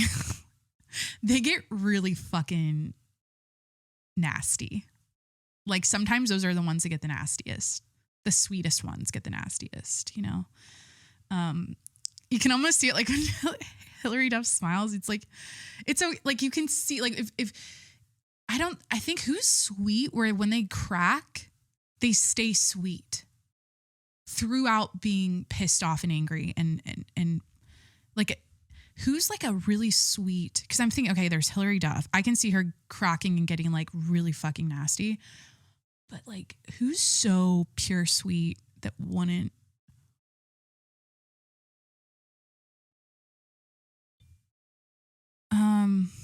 why did I think Meghan Markle? No, what'd she get now? I think she's so like fucking numbed out. I don't know if she would ever, I don't know. I can't wait to see the real side of her someday. Meghan Markle. That'll be an exciting day. Someone just needs to break her. I'd love to have her on my show and just break her down. Just really like get to know her and get the real, because anytime the second she would start being phony, I would just be like, all right. Like I'd have a squirt bottle and I just squirt her with water every time she would be phony. And I'd say, all right, say that again in your real cadence and personality. I don't know. Slap her across the face. You guys, they changed the food pyramid. Speaking of the Golden Globes, okay, Timothée, we love Timothée and Kylie. It's a pleasure to watch them. I have nothing negative to say. I love Timothée. I love his passion for acting and how serious he takes it. I love him and Kylie. I totally understand it. The guy is smart, super down to earth and humble and kind. And he's a comforting presence. Timothée Chalamet. I feel like he would make anyone he talks to comfortable. If you ever met him, he would just make everyone kind of go, and those are the best people. The best people are the people that when you meet them and talk to them, you relax. You take it down a notch. You're not anxious. You just feel chilled out by their presence. And I think that's how Timothée Chalamet is. And so I think for Kylie, that's a really good feeling to be around all the time and to be with. And to be loved by, and to be cherished by, and to be held by. and kissed by and fingered by. And I don't like to, that's where I stop in my brain. I just, when I saw her BBL at the fucking, someone took a back shot of her sitting down at the Globes. I don't know how that picture, I think it was just the cameras that were on the backside of their table. And that's where my brain just does it. I don't continue the thought of them together. I don't like to think of the Tetris of that. Okay. Of their, of the physical side of their relationship. Okay. I don't like to imagine that. She's a lot of,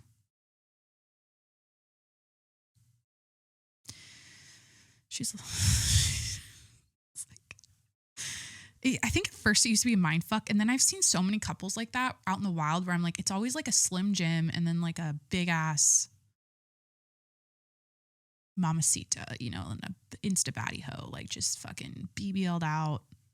And she's with a toothpick, and there's just like something about, don't want to drop the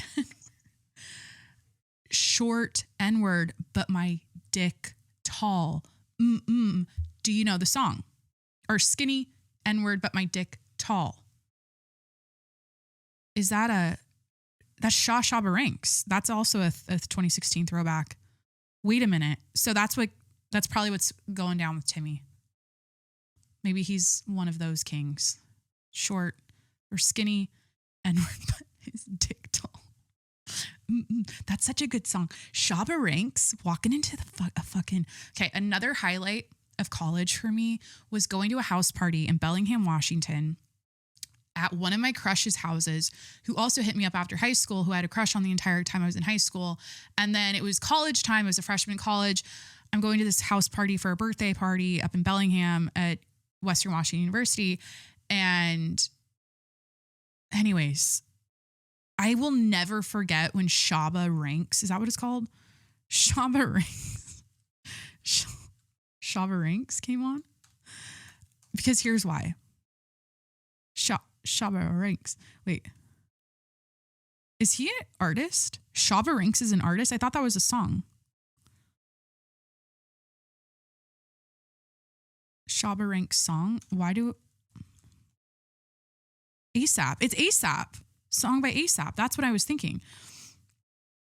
Yeah, and the first lyrics are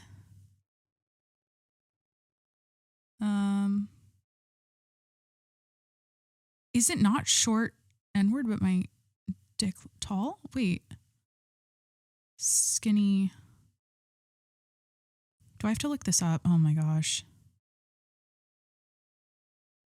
Skinny. Oh my God. Sorry, you guys. We're fucking doing this right now because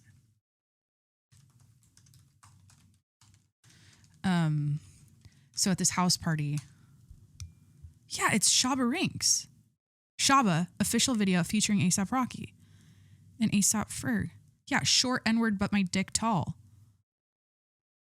Let me read the lyrics. This came out in 2013. Okay. A lot of the songs, the best songs were, the 2010s, 20 to 2016. That era. It's not just on the year 2016. It was kind of when everything, that's when it capped. That was like the final year. Short N-word, but my dick tall.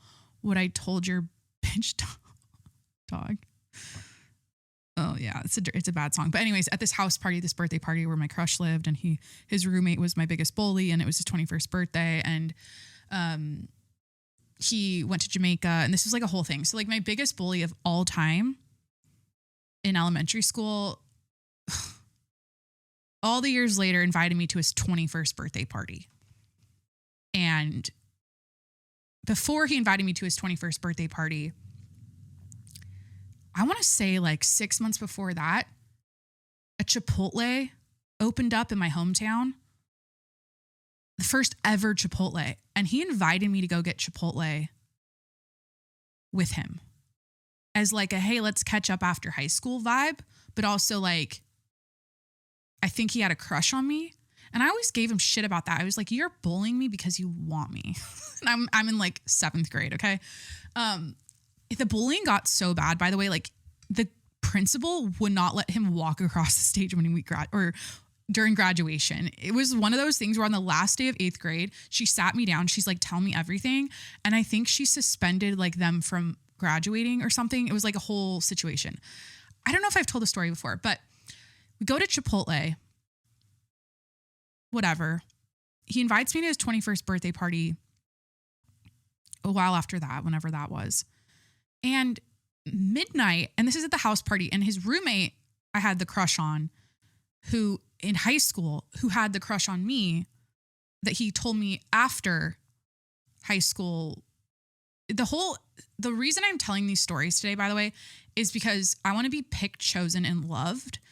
I am trying to showcase to everyone, it's just a typical episode, how much men want me. Okay. Like that is the premise of this episode. So like, I'm trying to tell you that like the boys who I liked also liked me back. Okay. So anyways, his friend, roommate, whatever, hit me up after high school that I had a crush on that was like so annoying. I'm like, what the fuck, that was always a thing. It's like, why didn't you just like be honest then? They're always honest later. It's like how they mature too. It's like they're not mature. They mature slower and then they like realize things slower and they're not in tune with their actual feelings and then they like feel them later and then they tell you later. Anyway, it's his 21st birthday. His crush was there. I didn't care about him. I cared more about his crush, but whatever. We were vibing. Okay. Cause he also has like his vibe is one of my favorite vibes any man could have. My biggest bully who invited me to Chipotle and then his 21st birthday. He is so Spencer Pratt coded. His personality is so that where they're the quickest with the comebacks. They're the cadence, the way they talk, the comebacks, they're kind of mean to you, but it's not like, it's in like a good way mean. I don't know how to explain it. He like grew up in Seattle. He was like from the city. He came up in 7th grade to the country and he just brought a lot of swag with him. And I just always kind of enjoyed that. It was such a different vibe. Like not because I went to the school with the same boys since kindergarten. And so when he came into 7th grade and then he started bullying me immediately, I just was always like, yeah, he's kind of he had a fuckboy. He was the first time I was like, he has a fuckboy vibe. I hate him because he's bullying me and he's making all the other boys in school bully me and everyone hate me, which is like an actual thing. But I also like his personality because I like how he fucks with me. Like it was so toxic. 21st birthday party, midnight. Okay. This man went to Jamaica with his family. God knows when. It's midnight. We're the only ones in the kitchen at the time. Somehow that happened. Everyone's downstairs. Shabba Ranks, by the way, when I walked into that party, Shabba Ranks, ASAP Ferg, Shabba Ranks came on. And I'm like walking downstairs as the music's playing. My crush is there. They're like playing pool. It's popping off. People are like, there's a mixture of people getting stoned and people drinking and people doing both. Okay. It's like the smell of weed. It's like a basement vibe. And like, I'm walking down the stairs, I'm feeling hot and it's like Shabba Ranks. And I'm just like, oh, it went so fucking hard. The lighting, the smell, everything. We're in the kitchen. It's midnight. It's his birthday. Okay. He has this fucking bottle of Jamaican rum with 2 shots left in it. Enough for 2 shots in it. And he looks at me. He goes, Jacqueline, I've been saving this for my 21st birthday party. I've been saving this rum for my 21st birthday party. And I'd like to share this moment with you or something like that. And so we literally just poured a shot together at midnight and took it. I don't know where that rum came from. And I don't know how old it was. I guess it reminded me, I was like, this is like Johnny Depp, Pirates of the Caribbean, washing up on the beach, finding the rum, tapping the sand. You hear the wood in the sand that goes to the rum cellar. I was just thinking of that situation of like, that's where I thought the rum came from in my brain. And so we bonded over that and whatever. And my friend fucked him. My best friend. And we laugh about that to this day. She fucked both of my bullies. Sorry, I'm not saying names. I just think it's hilarious. At least we can laugh about it, you know?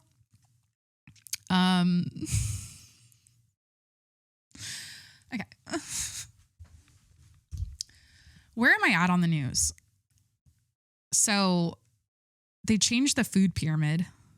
Oh, I talked about Timothée and Kylie.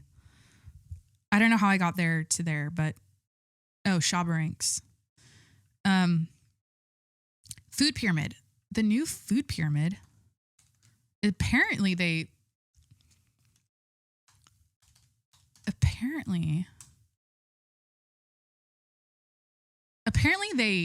shifted the food pyramid upside down. And so now you've got protein, dairy, and healthy fats, along with vegetables and fruits up top. And the bottom is whole grains. And then you work your way down to the killers, the sugar and the whole grains and the... Yeah. Fuck yeah. It puts meat, cheese, and vegetables at the top. Now, what's like the lore on this? Why did they do it? Fed's new food pyramid shows adjusted dietary guidelines. Americans are urged to eat real food, prioritizing protein and vegetables in new dietary guidelines recently released by federal health officials. The country's new inverted food pyramid was released on January 7th by U.S. Department of Health and Human Services Secretary Robert F. Kennedy Jr. and U.S. Department of Agriculture Secretary Brooke Rollins. The guidelines are recommended through 2030. Yeah, I think this is a good thing.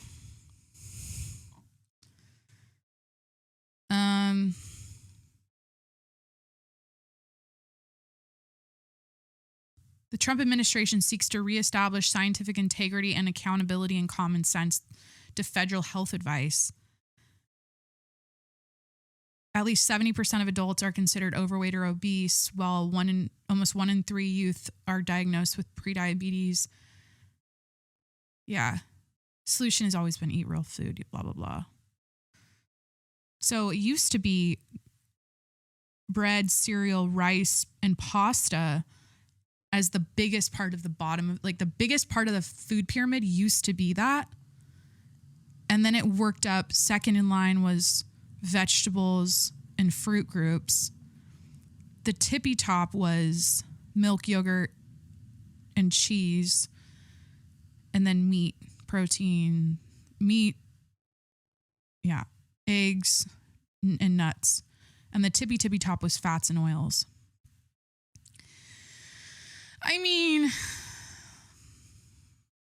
yeah, I think it's good to just clear out, honest to God, just clearing out that bread, cereal, rice, pasta group. I mean, nothing wrong with that stuff because I eat it literally every fucking day. But yeah, I think it's smart to remove that as the biggest food group you should be eating. That was the time. Like, the thing about the original food pyramid is the goal of it, when you look at it, was to sedate people, was to numb you. Like, I'm sorry, if you're an adult and you have any kind of bread, pasta, cereals set up in the beginning of your day or in the middle of your day, you're going to be asleep. You're going to be... Anyone who functions off of heavy, high carbohydrate meals, especially in the beginning and the middle of their day,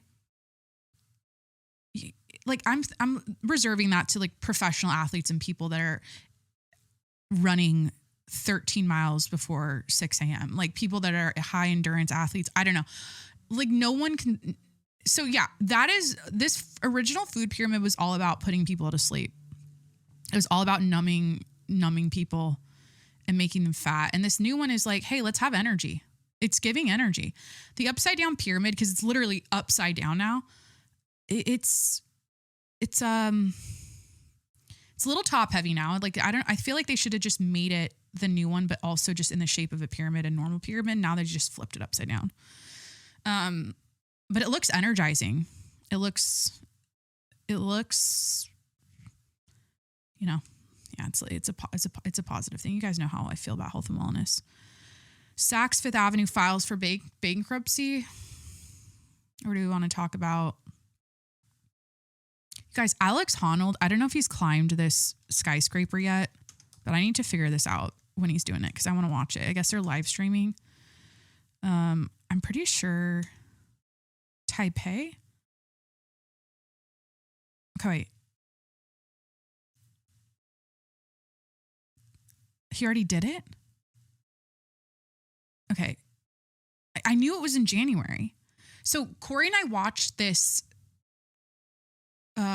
documentary on, what are they called? Skiers? Skying? Building? They climb the rooftopping? I think it's called rooftopping. This couple that went viral back in the day, and they're still doing it now, for climbing buildings in Russia to the tippy top, like skyscrapers and like cranes. And they would take really cool pictures of themselves up there. And this is a major thing. Oh, we've got a new light flickering. Does that mean it's time, Jacqueline? No, we cannot have this. Okay, I fixed it. Anyways, it's called rooftopping, and this couple climbs rooftops in Russia, and it's very dangerous. They don't use ropes. They have to sneak around security and construction workers. And anyways, Alex Honnold, this article is like, when he falls, he dies, and the world watches in real time. Oh, it's happening on January 23rd. Alex Honnold plans to climb Taipei 101 in Taiwan unsecured, live in front of an audience of millions. The questions arise: how much risk is a person allowed to take, and who decides?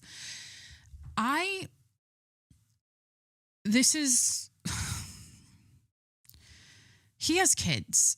Okay, I just can't get past the fact he has kids. Like, Alex Honnold, doesn't he have 2 kids? Like, speaking of being so up your own ass, like, he has a wife and kids, and he does this free solo bullshit. Yeah, they have 2 daughters. And it's like, Dada, where's Dada? He's on the side of a mountain with no rope. Like, fuck that. Like, it's the most selfish bullshit I've ever heard of. So I can't get past that with him. He's on the people I won't say the people I hate list, because I think it's so badass and cool. Like, you have to, like, give credit where credit's due. Like, him climbing El Cap with no rope, and Half Dome and all these other solos he's done. It's like insane. It's like one of the most incredible, like, I think about it, probably it is one of the most incredible human feats ever in history of all time. Especially if you've been there and you've looked up and you realize, like, what he did. I mean, it is so, in that sense, he's a god. And I admire him, but he also has 2 daughters and a wife at home. So he's going to climb up a building. Taipei 101, I guess. Let me read. For most people, Taipei 101 in Taiwan is an office building. For French climber Alain Robert, it became a 508-meter high wall that had to be conquered. When the world's tallest building, I guess this is another climber that climbed it. When the world's tallest building at the time was opened in 2004, Robert, aka Spider-Man, climbed up the building's facade. It took him 4 hours. Today, Taipei 101 is no longer the tallest building in the world, but it remains a wall to be. I want him to impress me in the world, like, climb the Burj Khalifa, okay? Alex Honnold, like, this is not, is there anything to grip on the Burj Khalifa? Like, probably not. I think this is doable. And the fact he's live streaming it, I'm like, he wants to be the first person to climb the building free solo. In other words, unsecured, without ropes to catch him if he falls, blah, blah, blah. He's 40. Cool. Time to pack it up. Pack it up. Honnold became famous outside the climbing scene in 2017 when he climbed El Capitan. Blah, blah, blah. Let me look at Taipei 101 on an image. Let me just see how it looks. It's got ridges on, like it's got multiple places like to stand. I feel like it's not a flat face. So like as you go up it, you could take a break. There's like 1, 2, 3, 4, 5, 6, 7, 8 notches in it where you could get up a notch, take a break, get up a notch, take a break. So I feel like it's really doable.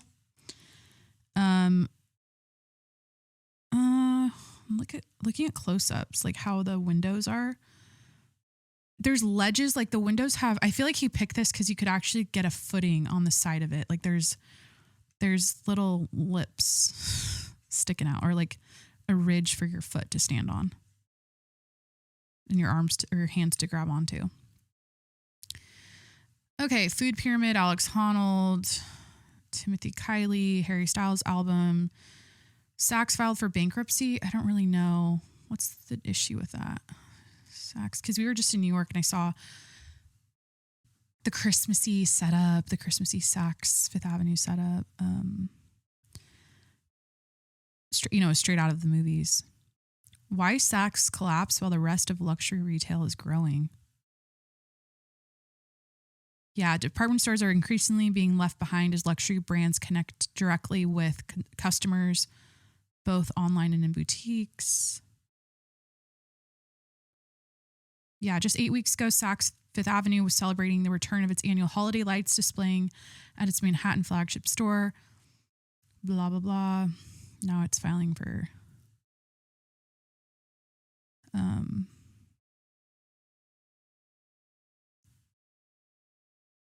bankruptcy. Crazy. It's like, don't expect a fire sale. But it says your local stores aren't closing yet. Okay, let's look at sorry, I'm swearing too much. Let me see if there's anything breaking right now, and then I could wrap the show because I feel like Corey's coming home soon.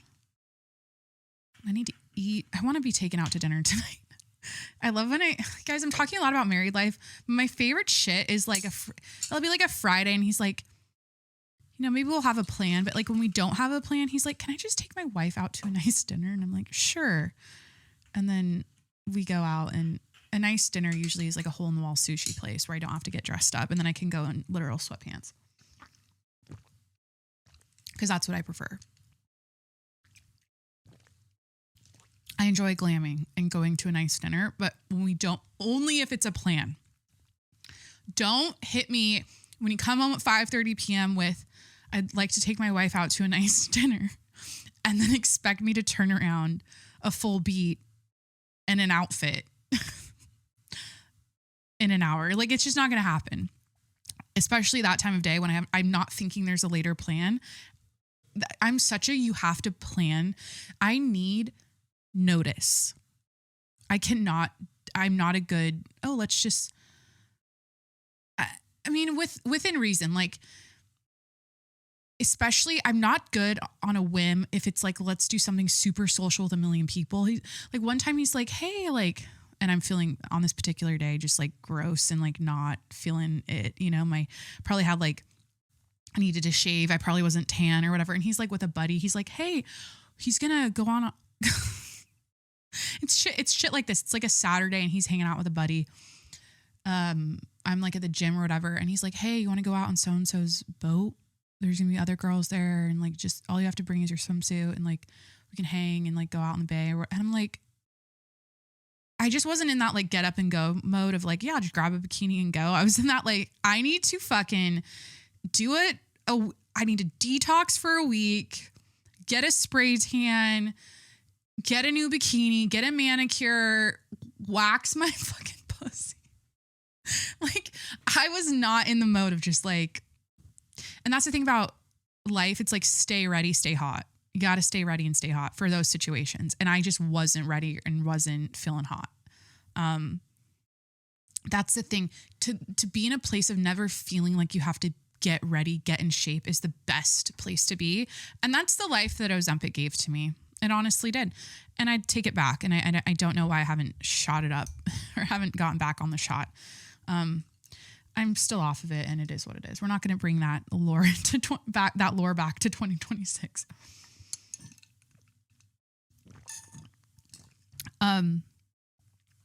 No, in all seriousness, that's the best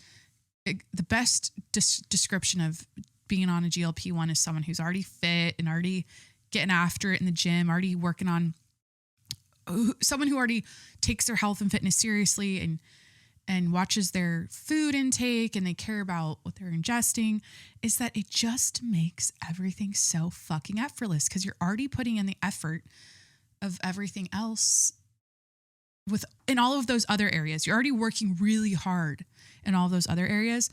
But sometimes it's like, and so then it's just like GLP-1 just keeps everything dialed in, I guess is how I would describe it. And like kind of like nothing ever sticks to you. And like, you're just like having you can fuck off more. And that's what I enjoyed about it. Okay. I didn't have to care as much about the food because I just wasn't eating as much and I could kind of get away with eating whatever I want when I did eat. And that is what it is. I feel like I'm just going on and on. Pen man with 500 skeletons. You guys, this is insane. Okay. This man in Pennsylvania, his home was raided. Hold on. I need to read the article. He literally like collects and sells human skulls. Cops find more than 100 skeletal remains in a man's home. He has an Instagram. I would not recommend going to it. I don't exactly remember the handle, but someone had commented on, this was on like BBC or something or whatever. One of the news sites I follow on Instagram, and someone commented, oh, his Instagram is XYZ. It's literally just low lit pictures of human skulls and him posing and shit. And it's like, dude, it's giving. I keep saying it's giving, and I know it's like, it's giving Ed Gein 2.0. Okay, he's clearly digging up these remains. Because how else is he getting them? I mean, I can't wait for this movie. Actually, hold on. Let me see here. They put too many bullshit ads on websites. There's so many pop-ups. Horror movie come to life. Cops find more than 100 skeletal remains in man's home. Yeadon, Pennsylvania. A Pennsylvania man is facing more than 500 charges after investigators say they discovered more than 100 human skeletal remains in his home. Authorities said 34-year-old Jonathan Gerlach. 34-year-old Jonathan Gerlach. I can't stop saying it. Gerlach. Jonathan Gerlach broke into mausoleums. Whoa, I haven't read that word in a while. Mausoleums. This is my new thing, or I've been doing this for a while now, is anytime I hear a word on a podcast, on the news, in an article, whatever, that I don't know, I immediately look it up. A mausoleum is a freestanding building or structure housing burial chambers, crypts for one or more deceased individuals. Okay. So he broke into mausoleums and grave sites multiple times at Mount Moriah Cemetery in Yeadon, Pennsylvania since Halloween. Oh, so this is like a new hobby for him. Like he just got into this.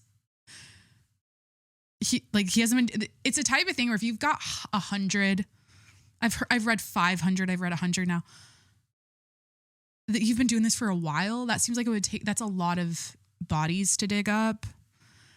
He was arrested January 6th at the Delaware County Cemetery with a bag containing human remains of children and skulls, along with additional bones in his vehicle.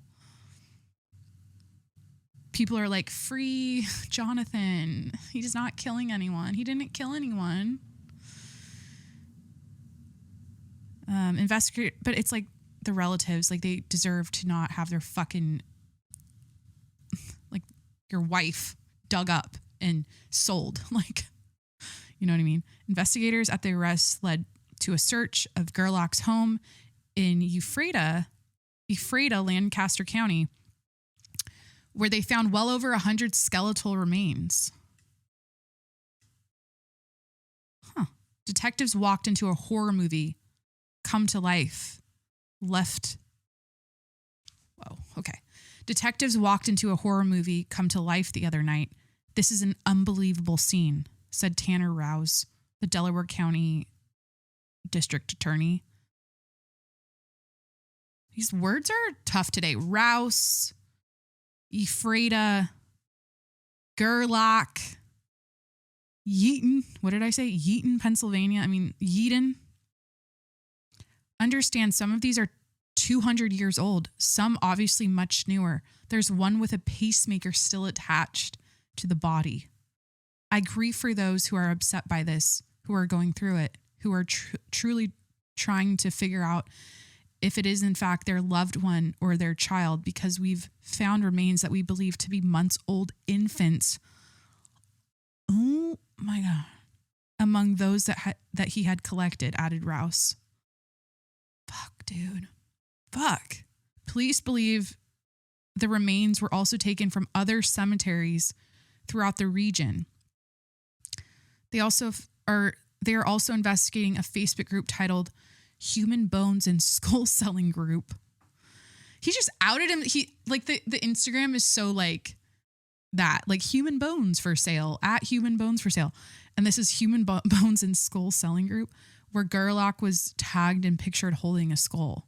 Very simply, detectives have recovered an awful lot of bones at this point, and we are still trying to piece together who they are, where they are from, and how many we are looking at. It's going to be quite some time before we have a final answer. So they don't know if any were sold.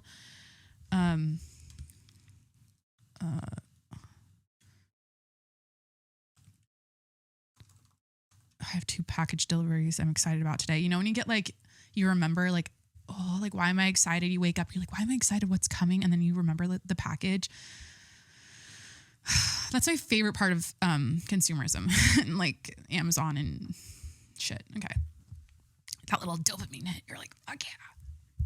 I got a gift card from a workout company for Christmas. They like sent me a gift card. I don't know, for being a customer. And I bought something. And I'm excited because it's going to match the pants I have from them, because I didn't have a matching top for it. So I was like, oh, I'll look at the matching top. Cute.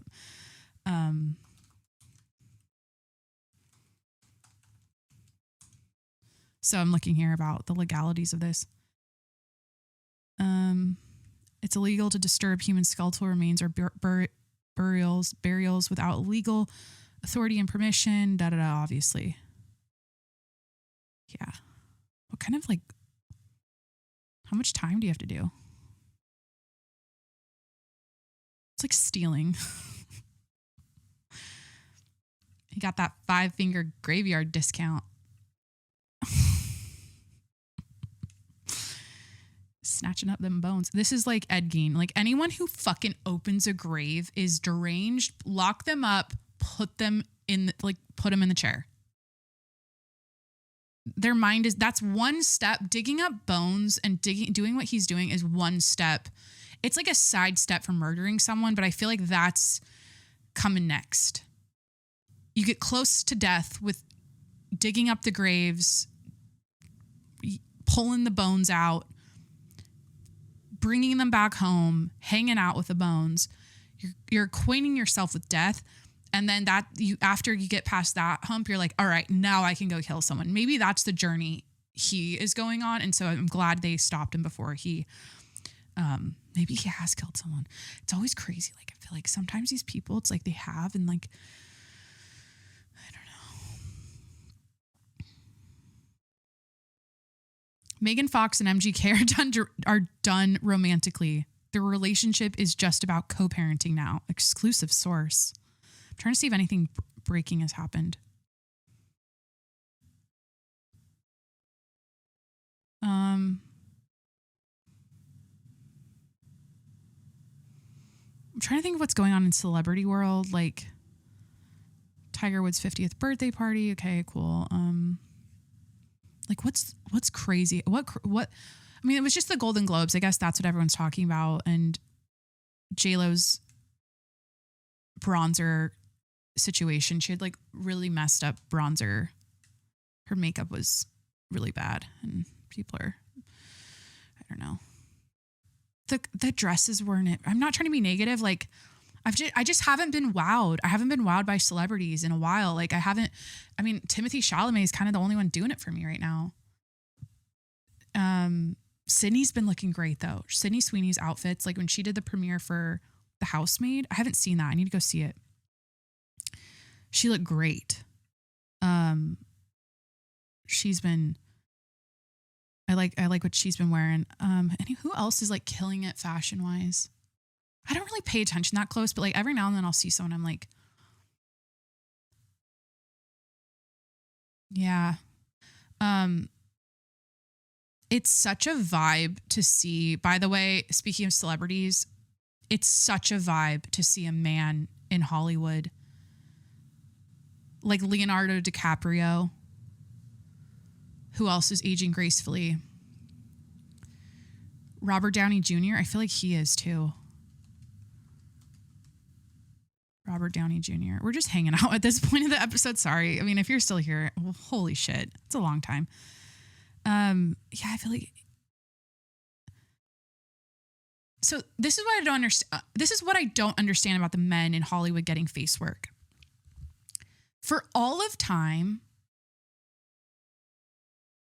it has been a thing that men age men age like a fine wine.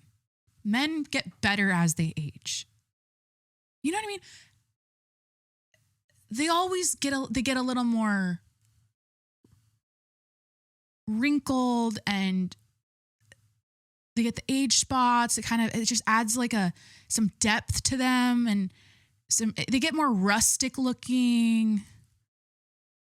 It's such a great thing to see. Like when you look at the 30s versus the 40s, the 50s, the 60s, the 70s, the 80s of a man, it's like they just, when does it stop? 70s, 80s. They just get better and better and better. And that's always been a thing. And so for all of these men in Hollywood to be getting face work done and blephs and filler and Botox, I'm like, is it because they're all gay guys? Aren't they all just like closeted gay? I don't know. That's what the gays would do. It's so gay. It's so gay. So gay. Sorry. Fucking. Who's the worst offender right now? Bradley, and Ryan Gosling. You know, so it's such a vibe to see a man age gracefully in Hollywood. To see Leonardo DiCaprio, I know it was so sassy. Someone broke down exactly what he was saying. He was being, because we don't really get to, and that's something they mentioned at the Golden Globes. I think when Nikki Glaser, I think it was part of her monologue or whatever she was doing when she was hosting, but she mentioned how like we don't know anything about Leonardo DiCaprio other than he likes to date young, like girls under 26 or something. Young women. That's all we know about him. That's all that shows up when you Google him. Like that's the only thing we know about him. So there's some sort of joke about that, but I feel like the best actors are the ones you don't know anything about. Like you don't know anything about their personal life, anything. You don't know what their favorite color is, what they eat for breakfast. Like they're very aloof. They're very like kept to themselves. They go away and they come out with their new movies and they promote it, and then they do the interviews and they go away and then they shoot something new and they rinse, repeat. And that's Leonardo DiCaprio. I feel like that's the best thing about him. It's like you don't know much about him. And so when he was sitting at the Golden Globes talking about, I think he was talking about the K-pop, because he said K-pop, like you could see his mouth say K-pop. This girl, she did the lip reading of him talking to someone else. he was so sassy. He was so like, that's not what I expected from him. Like the vibe he was giving when he was talking, but his face was moving, right? He was wrinkled in the best way. It's like he's aging and that's what I love. I'm like, you know what? When are we just all going to fucking embrace ourselves and just embrace our natural aging beauty in the process? You know, we're probably, I don't know. It's gone. I think the pendulum, it's like what everyone says with everything, especially politics, like the pendulum, it always swings back to the middle. Like it always comes back.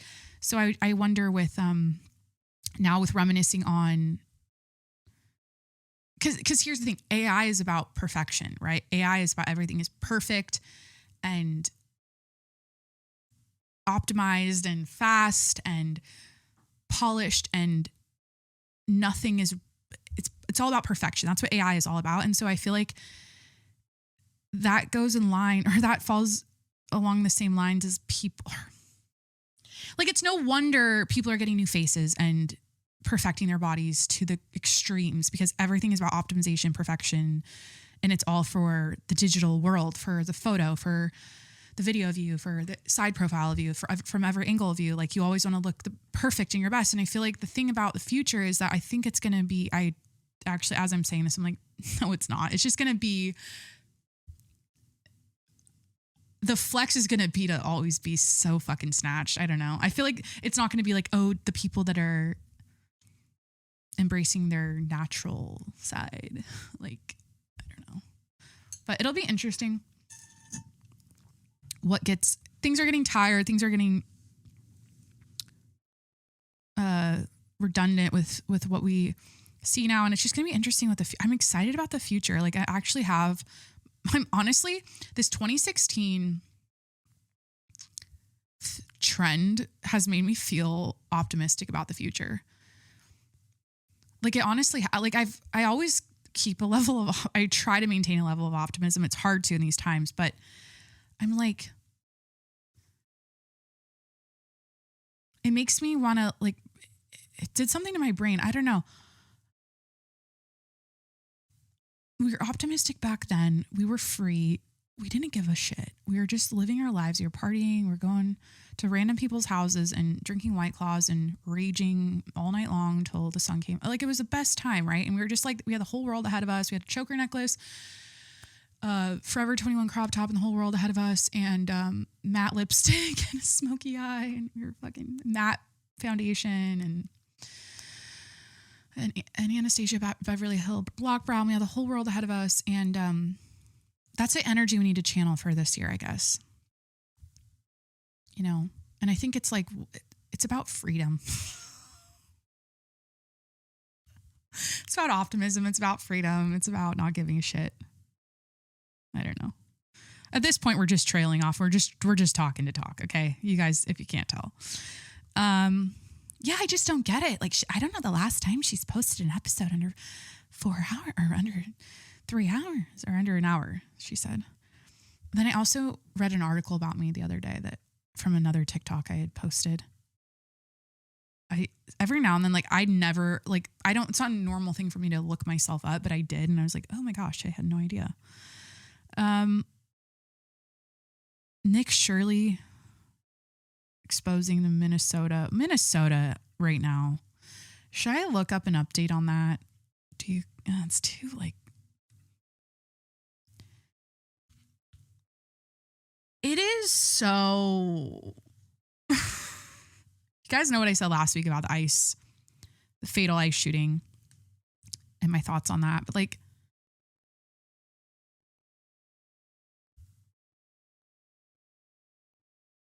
they just look so fucking stupid doing all of this fighting and kicking and screaming and fucking.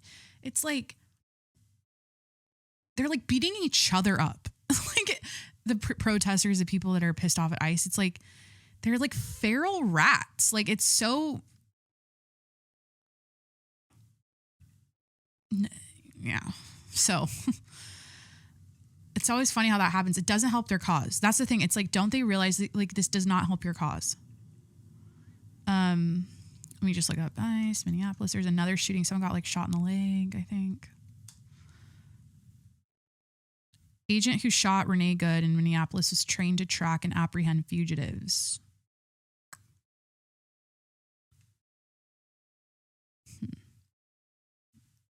No shit. That was his job. Sorry, I'm just reading here. I was thinking about it too, and this might sound, you might not like the way this sounds when it comes to what ICE is doing. Okay. But I was thinking about it. I was like really trying to remove all of my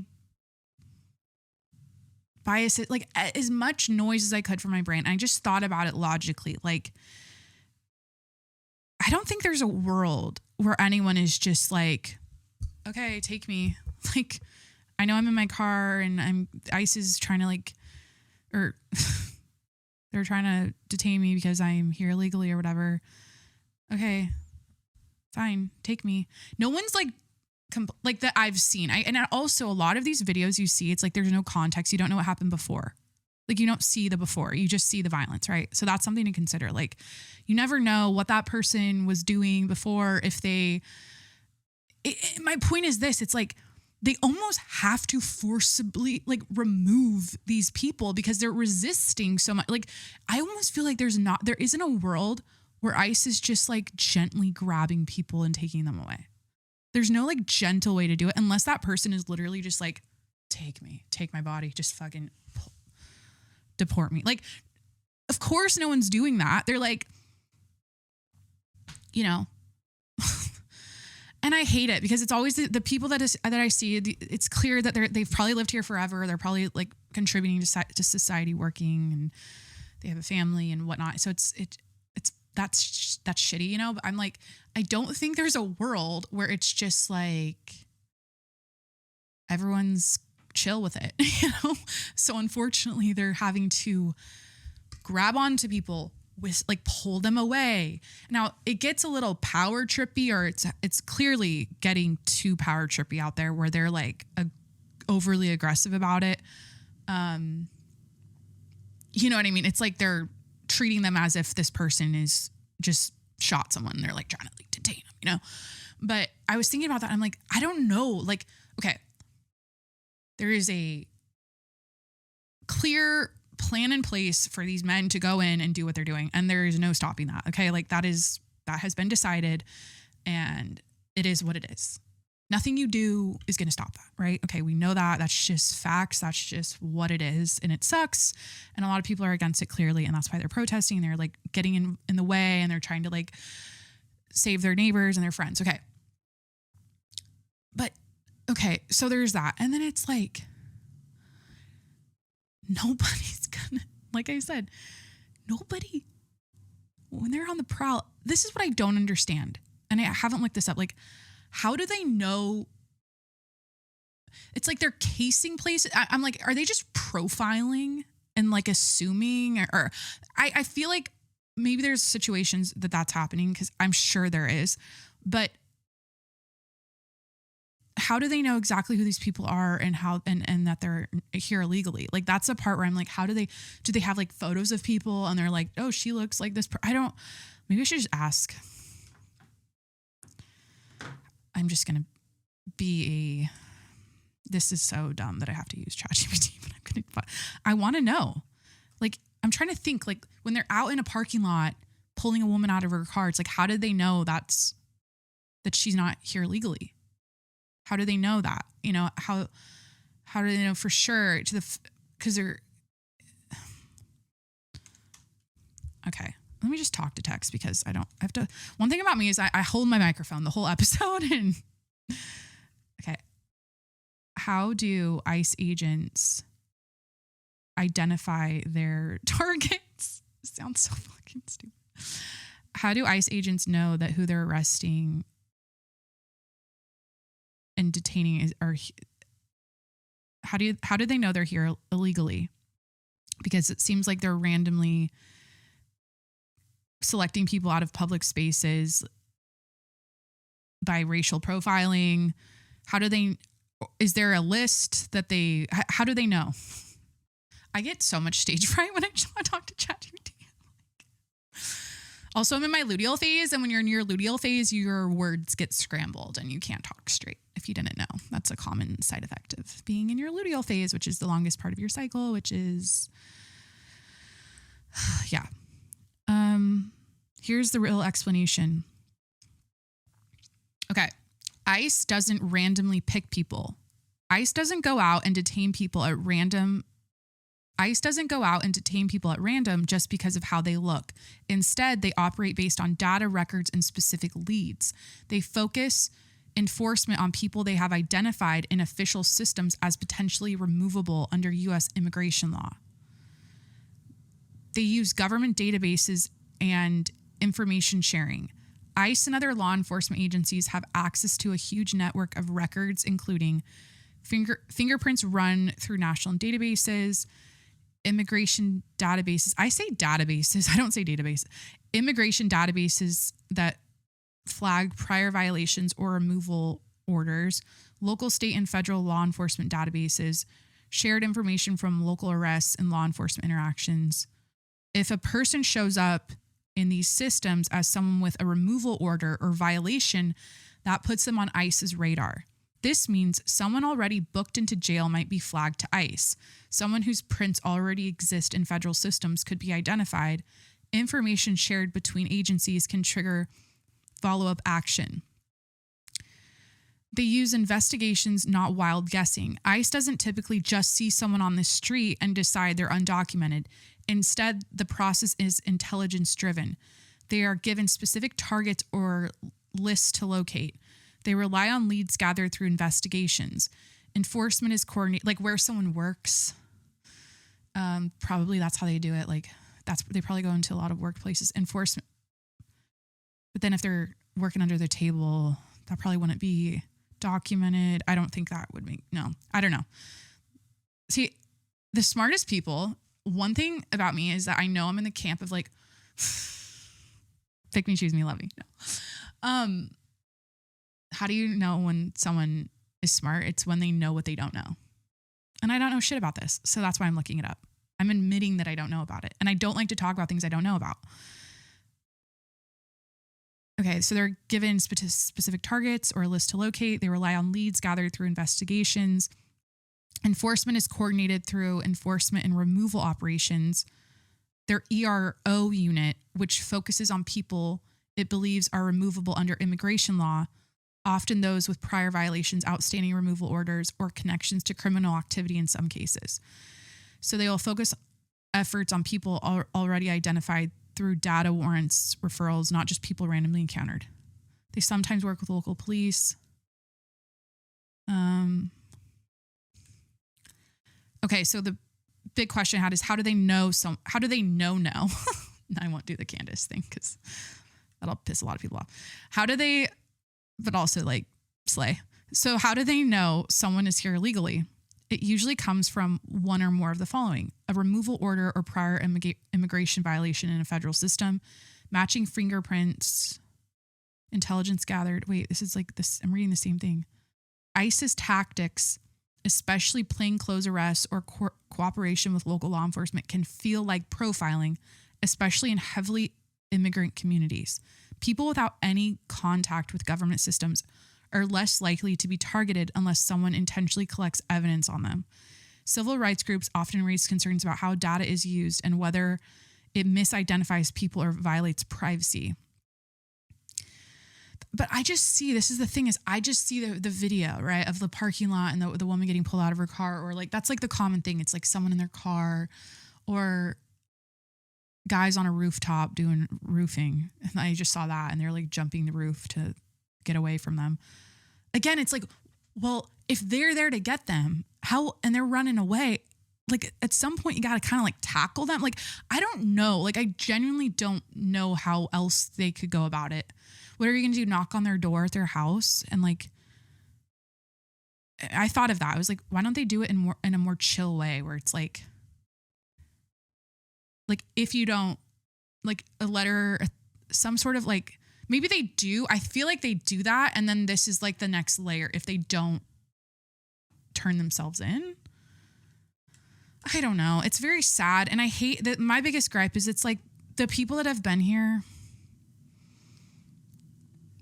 You know, but here's the thing too, and this is what people forget. I don't understand. Like, no one thinks, like, all of these fucking white women, all these fucking middle-aged white women crying and screaming. And I mean, it's like the suicidal empathy thing that Elon said. It's the perfect term. Like, literally, Renee Good's death was death by, it was suicidal empathy. Like, she was, you know, when you really think about it, it's always people getting involved in other people's business and trying to babysit and I've said this for years. This all popped off at the Pussy Hat March after Trump got elected in 2016. This all goes back to 2016. It really does. And I said it and I called it, and I've always said this about this. It was so, back then the term was social justice movements. There's all these new social justice movements. And I was looking out the horizon. I'm just like, all these movements for all of these to support all of these oppressed groups are conducted and ran by people that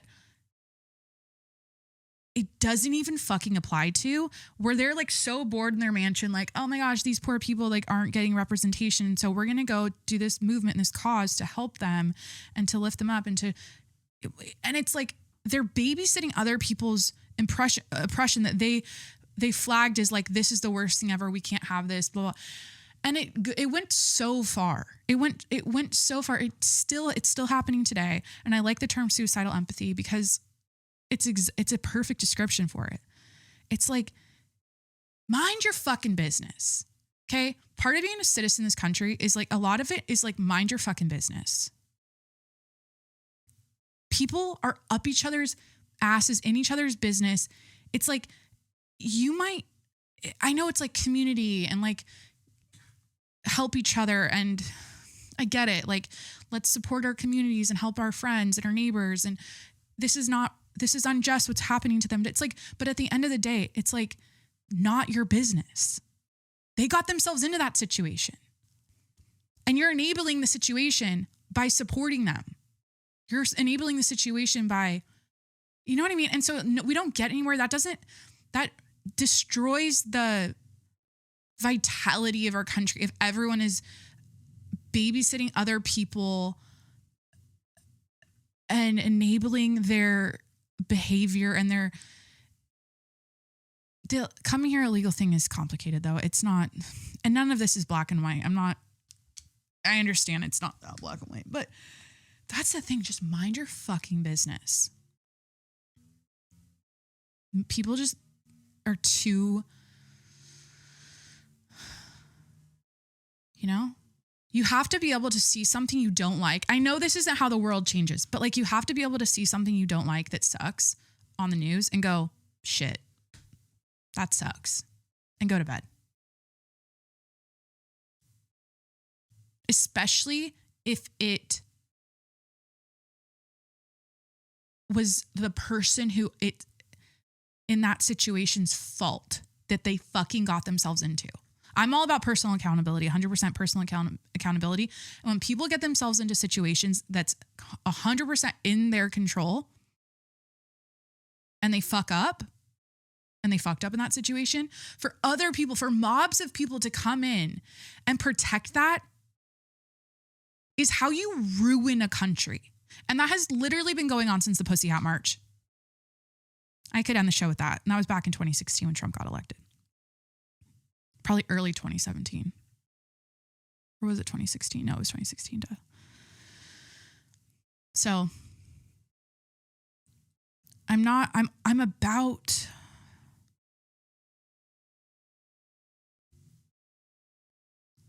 people just are not principled. That's the thing. People are not principled. And that's what you learn when you get older. You're like, no one is principled. No one can remove emotion and follow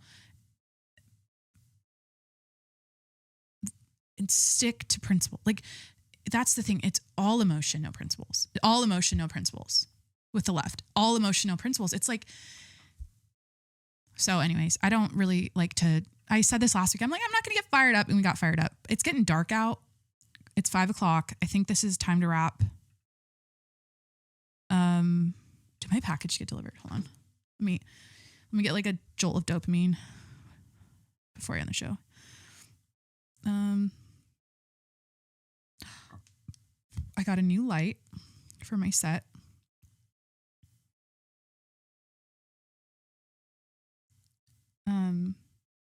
Yeah, I got a big light. I'm excited, and a new box for it. So, excuse me. All right. Also, I think, oh man, I didn't even talk about, and we're not going to talk about, never mind. Okay. So today we covered 2016 is the new, or 2026 is the new 2016.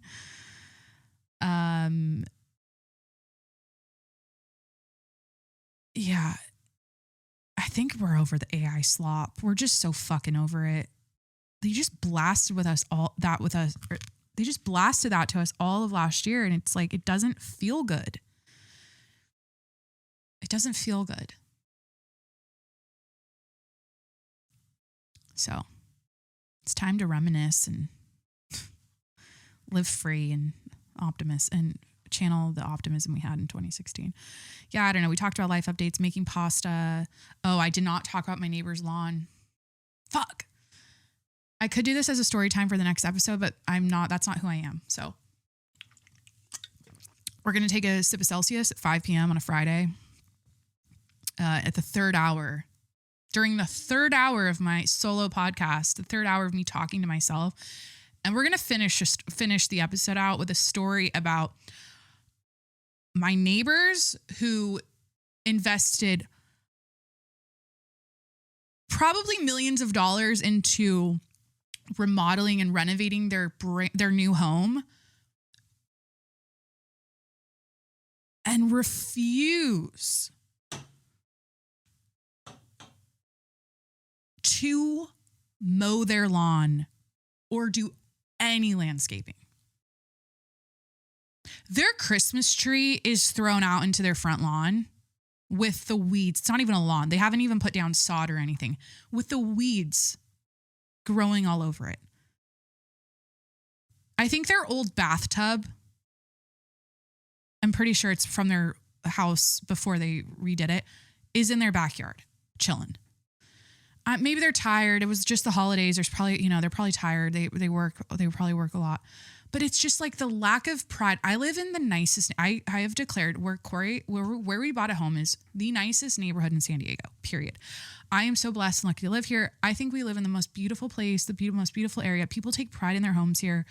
You look around, it's like everyone gives a shit except our fucking neighbors.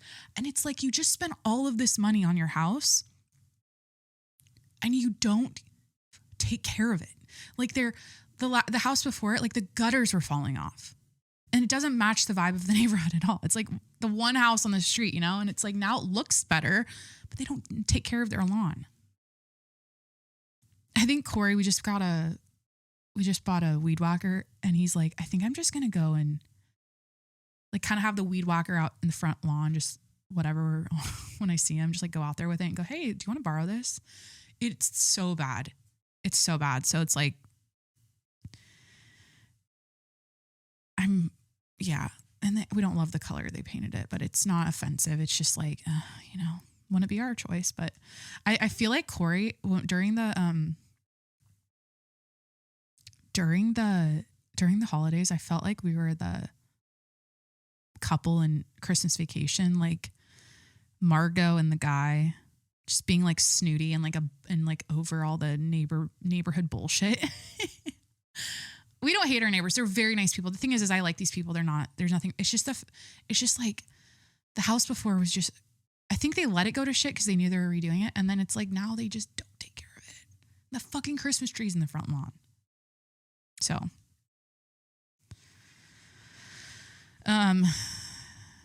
all right, that's it. Thanks for hanging out. Thanks for being here. This is so long. Please hit that subscribe button wherever you're listening right now. I'm on Apple, Spotify, Google Podcasts, Stitcher, Breaker, Overcast. Wherever you listen to podcasts, please hit that subscribe button and review the show 5 stars while you're there. Follow me on Instagram and TikTok at Jacqueline Monroe. Subscribe to my YouTube channel. This is a video and audio podcast. And finally, if you want to support the show, patreon.com/TJMS, patreon.com/TJMS. TJMS. All right, that's it. Thanks for hanging out, and I'll talk to you next week. Bye.